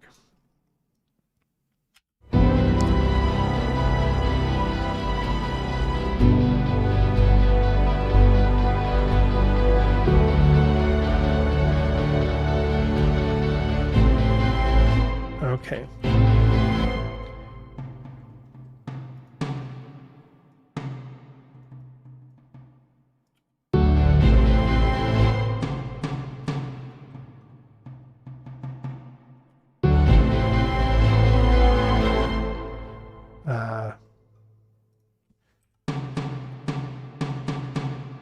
Something like that. So let's have a listen. Yeah, but low down in velocities here.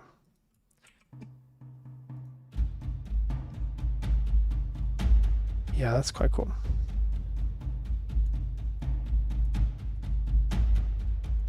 Yeah, just that kind of a thing. Just adding this kind of almost imperceptible rhythm, but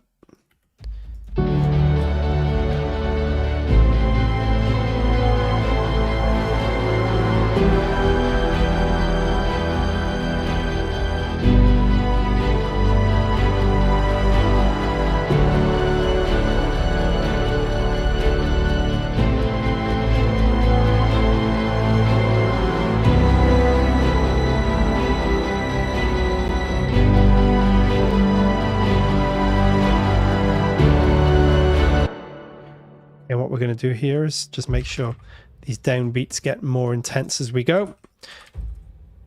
That's easy done. Just grab all these. And we're going to introduce... Yeah, sounds a bit crazy, but I think it's going to work. Maybe not quite that much, but... And we'll take down Black Hole a little bit because that's a bit too woofy. Do I have a totem on my desk? I don't. I have... Is it this thing or my cup of tea that you're seeing? If it's this, it's my little clock.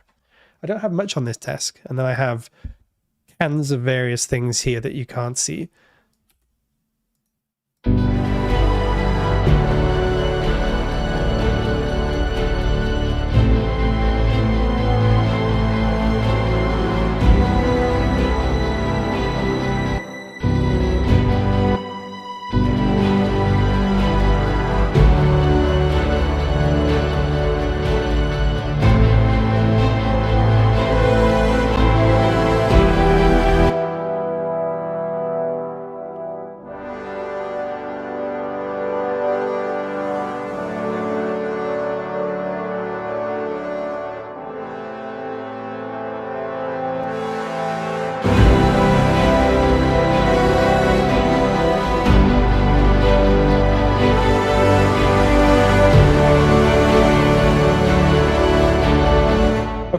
So we are almost, I think, getting to the point when this is kind of done. As done as we're going to make it, I think. Might do a little bit of mixing if we got time, but...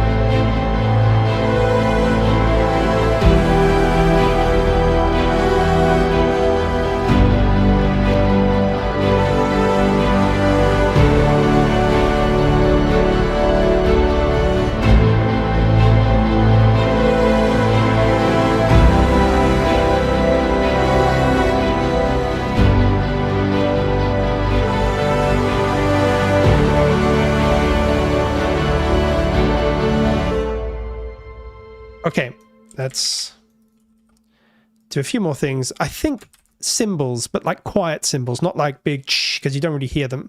But I'll show you what I mean. So if we got nucleus atonal percussion, this is almost like white noise hits. It's not going to be like a big cymbal crash. So yeah.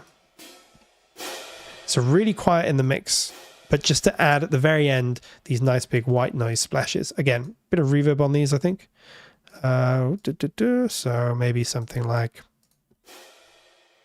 yeah, something like that maybe. Okay, and literally just, I'm going to play them in. Why not? So take the solo off.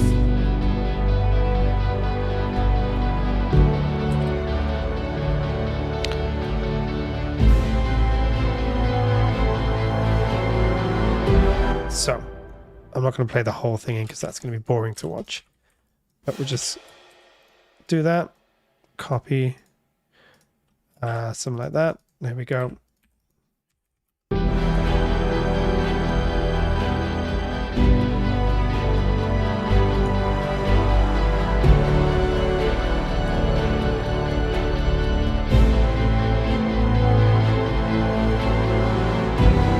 So really quiet. That's more like it.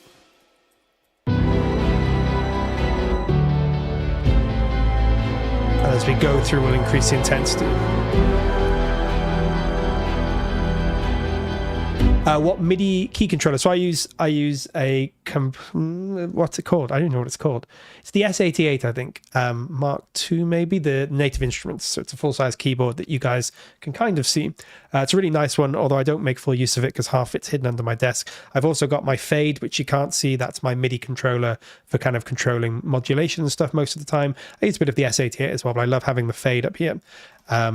Yeah, so you guys can't see that, but one day I'm going to try and get an overhead camera soon, and you'll be able to see down onto my setup, and you'll see what I use, you know, and it's not that exciting, but it's, yeah, it's all pretty useful stuff. Yeah,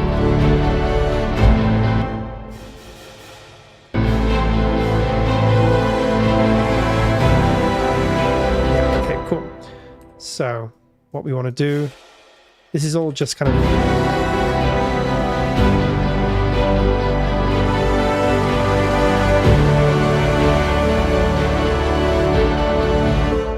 Yeah, nice, okay.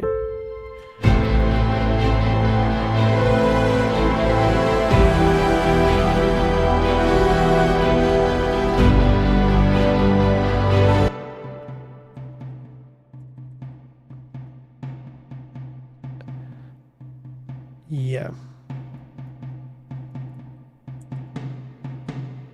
I'm going to want to really just EQ. I'm going to try and get, like, I don't want them to be too Tom-like.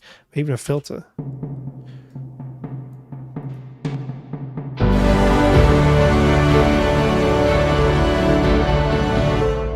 Okay. And then we just got a really simple, I think it's almost like a respace at the end. So if I just take my sub bass, I'm going to duplicate that. There it is. And I'm just going to, I've made one in here called respace. So I got two. That really nice wobbly.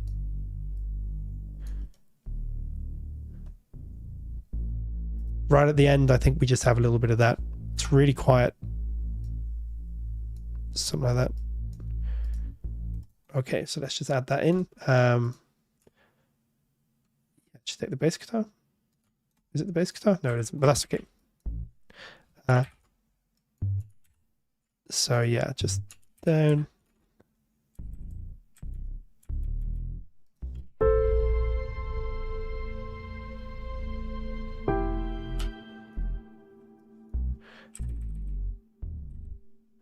And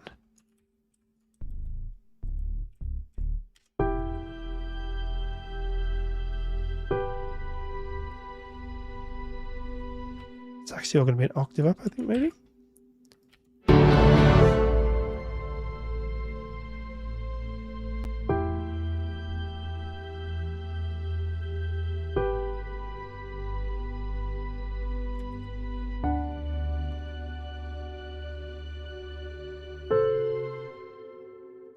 Cosmonian says, I can't hear the percussion elements. They're not going to be that loud in this. They probably do need to come up a bit, but they're not going to be too loud. We're going to add a couple more, I think.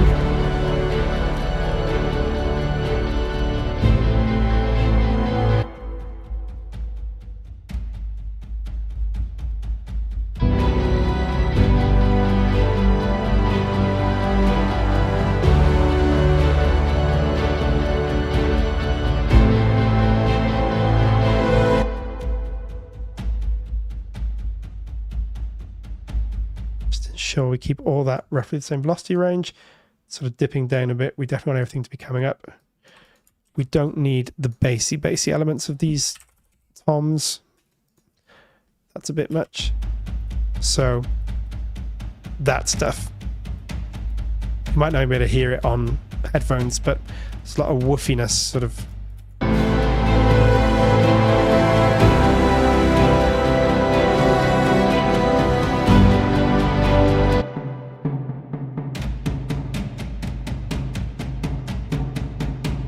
Let's just do a quick mix of those.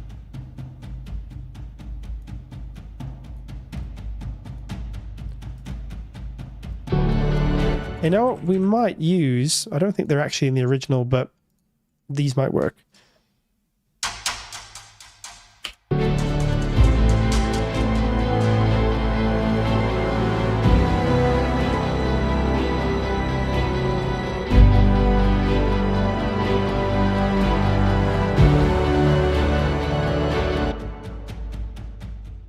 Filtrate the very top thwacky elements of this.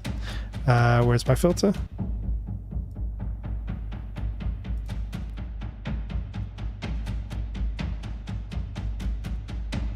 Yeah, that's better, I think.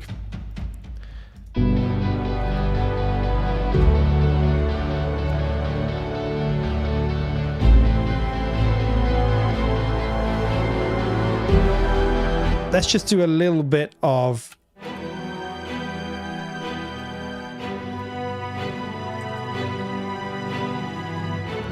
sort of EQ here, or kind of mixing, but not really mixing, just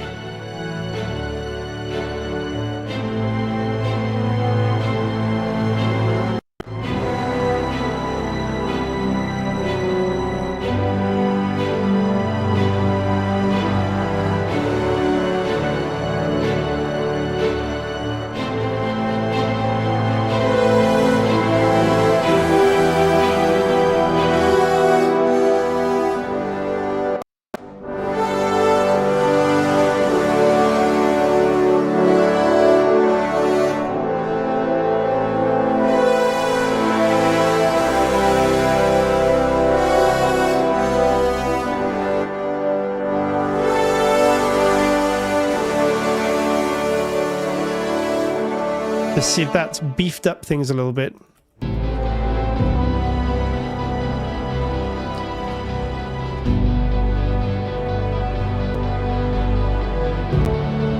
Oh.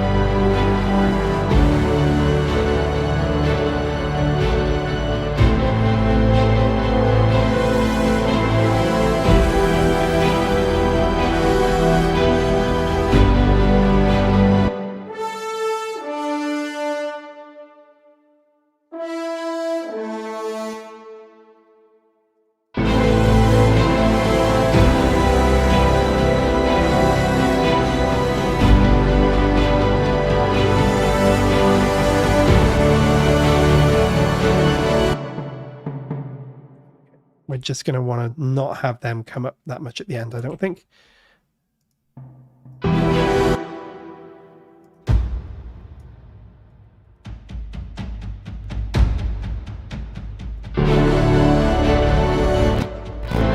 Oh, I think we're getting all the weird crackling again.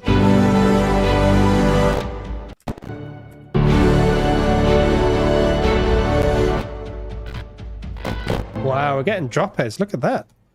Okay, let's get rid of some of this stuff and see if we can remove some of these drop heads from all of these plugins. I don't have that many on. There must be something that's just not playing ball. We'll figure it out. We'll figure it out.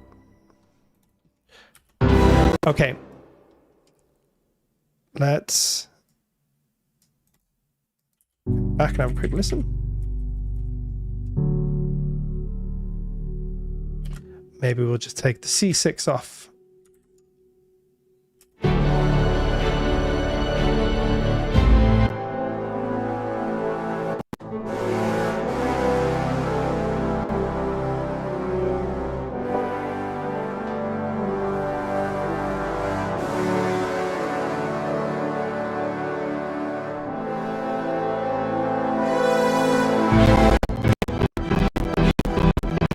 Wow, my computer's really not wanting to play ball with me today. Let's just try taking this one off as well. What's the plugin that's causing us so much pain here, do you think? Oh, it could be this one. That's the one. Okay, let's pop a C6 back on there. We know we can do it.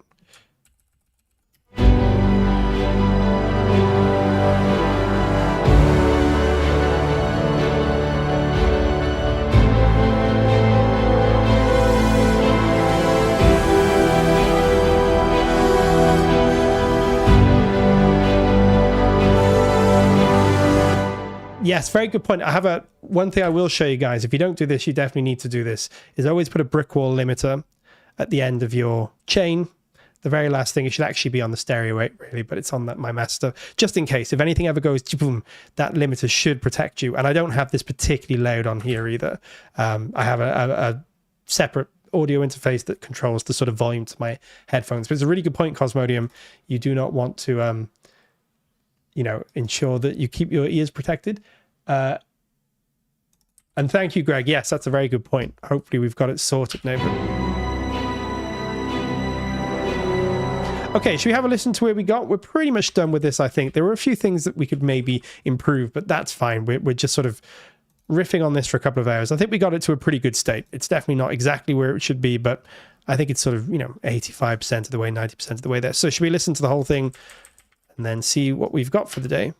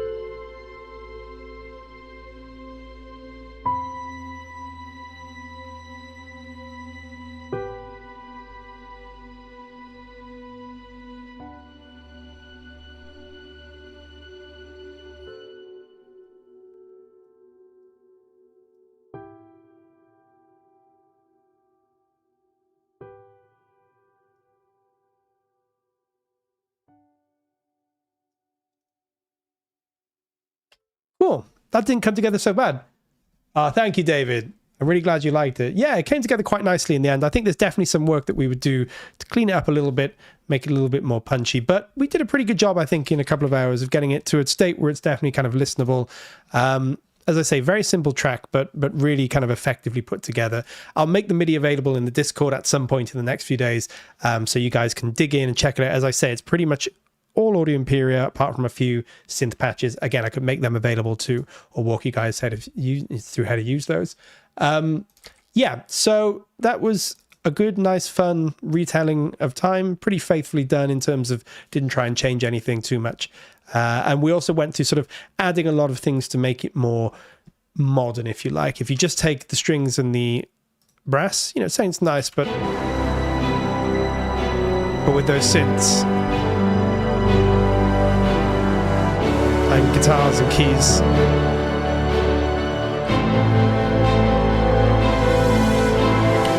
that's kind of all those elements that you get in modern soundtracks. Again, it's classic kind of DAW composition, right? It's like when you have access to all these different samples and stuff, you can layer them up, you can create interesting sounds that you couldn't get with an orchestra alone. And Hans Zimmer is pretty much the exemplar of that kind of way of working. Very simple ideas, but just lots of interesting sound design, lots of interesting mishmashes of different ensembles. And yeah, sounds great. One of the most iconic soundtracks of the last 15 years or so. And I can make the synths available for you. Yes, 100%. I can put the Vital presets up. And Vital's a free synth. I think there's a paid version, but I use the free version. And it's a really, really great free synth. I highly recommend you get it if you don't. If you have other synths, if you don't have Vital, use something else. Everything I'm doing is very easily replicatable on pretty much any synth with few oscillators, saw, square, sine, white noise. You'll pretty much get anything that I'm doing. There's nothing complex here. It's all just those kind of basic shapes, bit of filter, bit of movement here and there. But I'll make them available on the Discord. So if you're not signed up to our Discord, make sure you get on there. And as I think someone asked earlier about how to write and how to compose, ask any questions you have on there. We'll try and answer them. There's other great composers on there as well that will answer as well.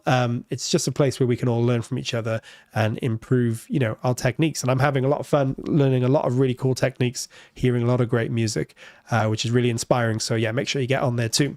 Okay, cool. So we shall head back to just chatting and we shall be almost time to wrap up. Cool. So there we go. Hans Zimmer's Time, probably one of the most recognizable tracks in modern soundtrack history, I guess. It'd be really cool to do the other famous track from Inception too. I think it's called Dream is Collapsing, the classic Brahm one. It's such a fun track. We'll definitely get around to doing that at some point, I think. And someone else mentioned Tenet too, and I think that would be a really cool one to look at. Love Ludwig Göransson, so it'd be great to do some of his stuff. We haven't really done any of that on the stream yet, and he's a fantastic composer, so it'd be cool to get some of his kind of stuff on here too. And as always, if you have any suggestions, put them in the comments or put them in our Discord. We do listen, and we will get around to as many as we can, and we always appreciate it when you tell us what you'd like to see. Thank you, Cosmodium. Thank you, as always, for joining us. It's really cool to have you on board. And yeah, I'm glad everyone seemed to have fun, and there was lots of good conversation going on, which I will catch up on. Adrian says, would be this so famous in an indie film? True, probably not. But yeah, I mean, it's just the kind of was the perfect collaboration, wasn't it? Christopher Nolan, one of the most famous sort of blockbuster filmmakers of our era, and Hans Zimmer, one of the most famous blockbuster composers, came together, and yeah, it was very successful as a result. Dreams Collapse is nice. Tons of trailer cues inspired by those guitar riffs. Yes, 100%. I think Inception's had pretty big impact on the trailer industry. Don't forget CPR files. We will try and look at a way of getting them to you. The reason they're not on the Discord is because there's a 2 megabyte limit and the CPR files are 300 megabytes or something. But we are going to see if we can find a way to make them more persistently available. And if I can do that, I will try and get the CPR files to you guys as well. But in the meantime, it'll have to be MIDI. But MIDI will all be labeled with everything that I've used. But I agree, CPR files would be cool too. Okay, so we will be back next week. I think there'll be a video in the meantime, one of our usual videos. So do keep an eye out for that on YouTube. If you're not subscribed, please do. It really helps us. And yeah, leave us comments below if you want to see anything in particular or have anything to say about the streams. Mr.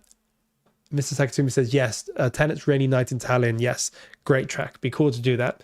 Might have to use a lot of Vital to get those done, but I'm pretty sure we can get some Audio Imperia percussion and stuff in there too.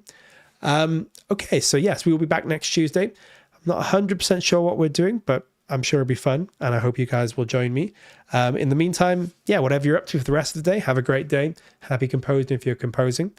Cosmodium says Interstellar. That would be very cool too. We should definitely do Interstellar. Get some nice church organ in there as well, which would be cool. So yeah, I shall say goodbye for now. Thank you so much to everyone that joined me and everyone that watches later. Really appreciate it. Hope you found this useful. As I say, go on the Discord if you want the MIDI files. They'll be available in a few days, probably towards the end of this week. But do keep an eye out. And all the streams that we're doing, pretty much we're going to make as much as we can available inside our MIDI files channel in the Discord. So check it out. There's already quite a few on there. There'll be more to come. Could you please mention which VST is the nuke hits? Came a bit late. I can. Yes, 100%. So the Nucleus hits are these hits here, and they are in Nucleus. So I'll just play very quickly. And if I show you where they are, Nucleus had an update a while ago now, but one of the update was a sound design category. Here it is. And they are in here, Nucleus subbooms. And they're great. I think Tom made them. Tom designed them, and they're really good. I love them. They're some of my favorite subbooms. So I go to these a lot when I'm making trailer music or when I'm doing stuff for Audio Imperia. I really, really enjoy them. Play a few of them. Oh, if I actually put... Really cool. Some pretty nice, big, bloomy ones. And then some shorter, more transient ones. Loads of really good stuff in this. So if you have Nucleus, definitely check them out. They're really, really useful. And then there's some drones and pads and things as well, which are really cool too. But yeah, these subbooms are great. Oh, I've just realized you guys can't see what I'm doing. I'm having one of those days. I'll show you very quickly. Sorry, guys. I realized they're in Nucleus. Sound design, which is one of the categories. And then subbooms. Here they are. And they're well worth checking out. Yeah, sorry, guys. I realize you can't see. You're just seeing me talk to myself. So yeah, we've got all the other multi-patches and things which are normally in there. And then in the most recent update, I think it was, we added subbooms. That was a while ago, that update. But if you haven't got it, it's well worth getting.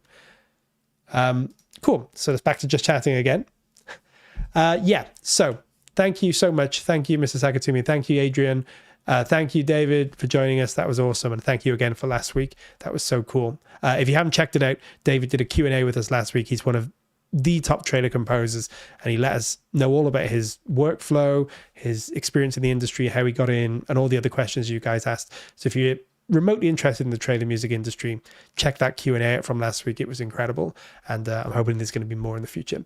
Thank you, Don. They are really cool, and yes, well worth checking out those subbooms.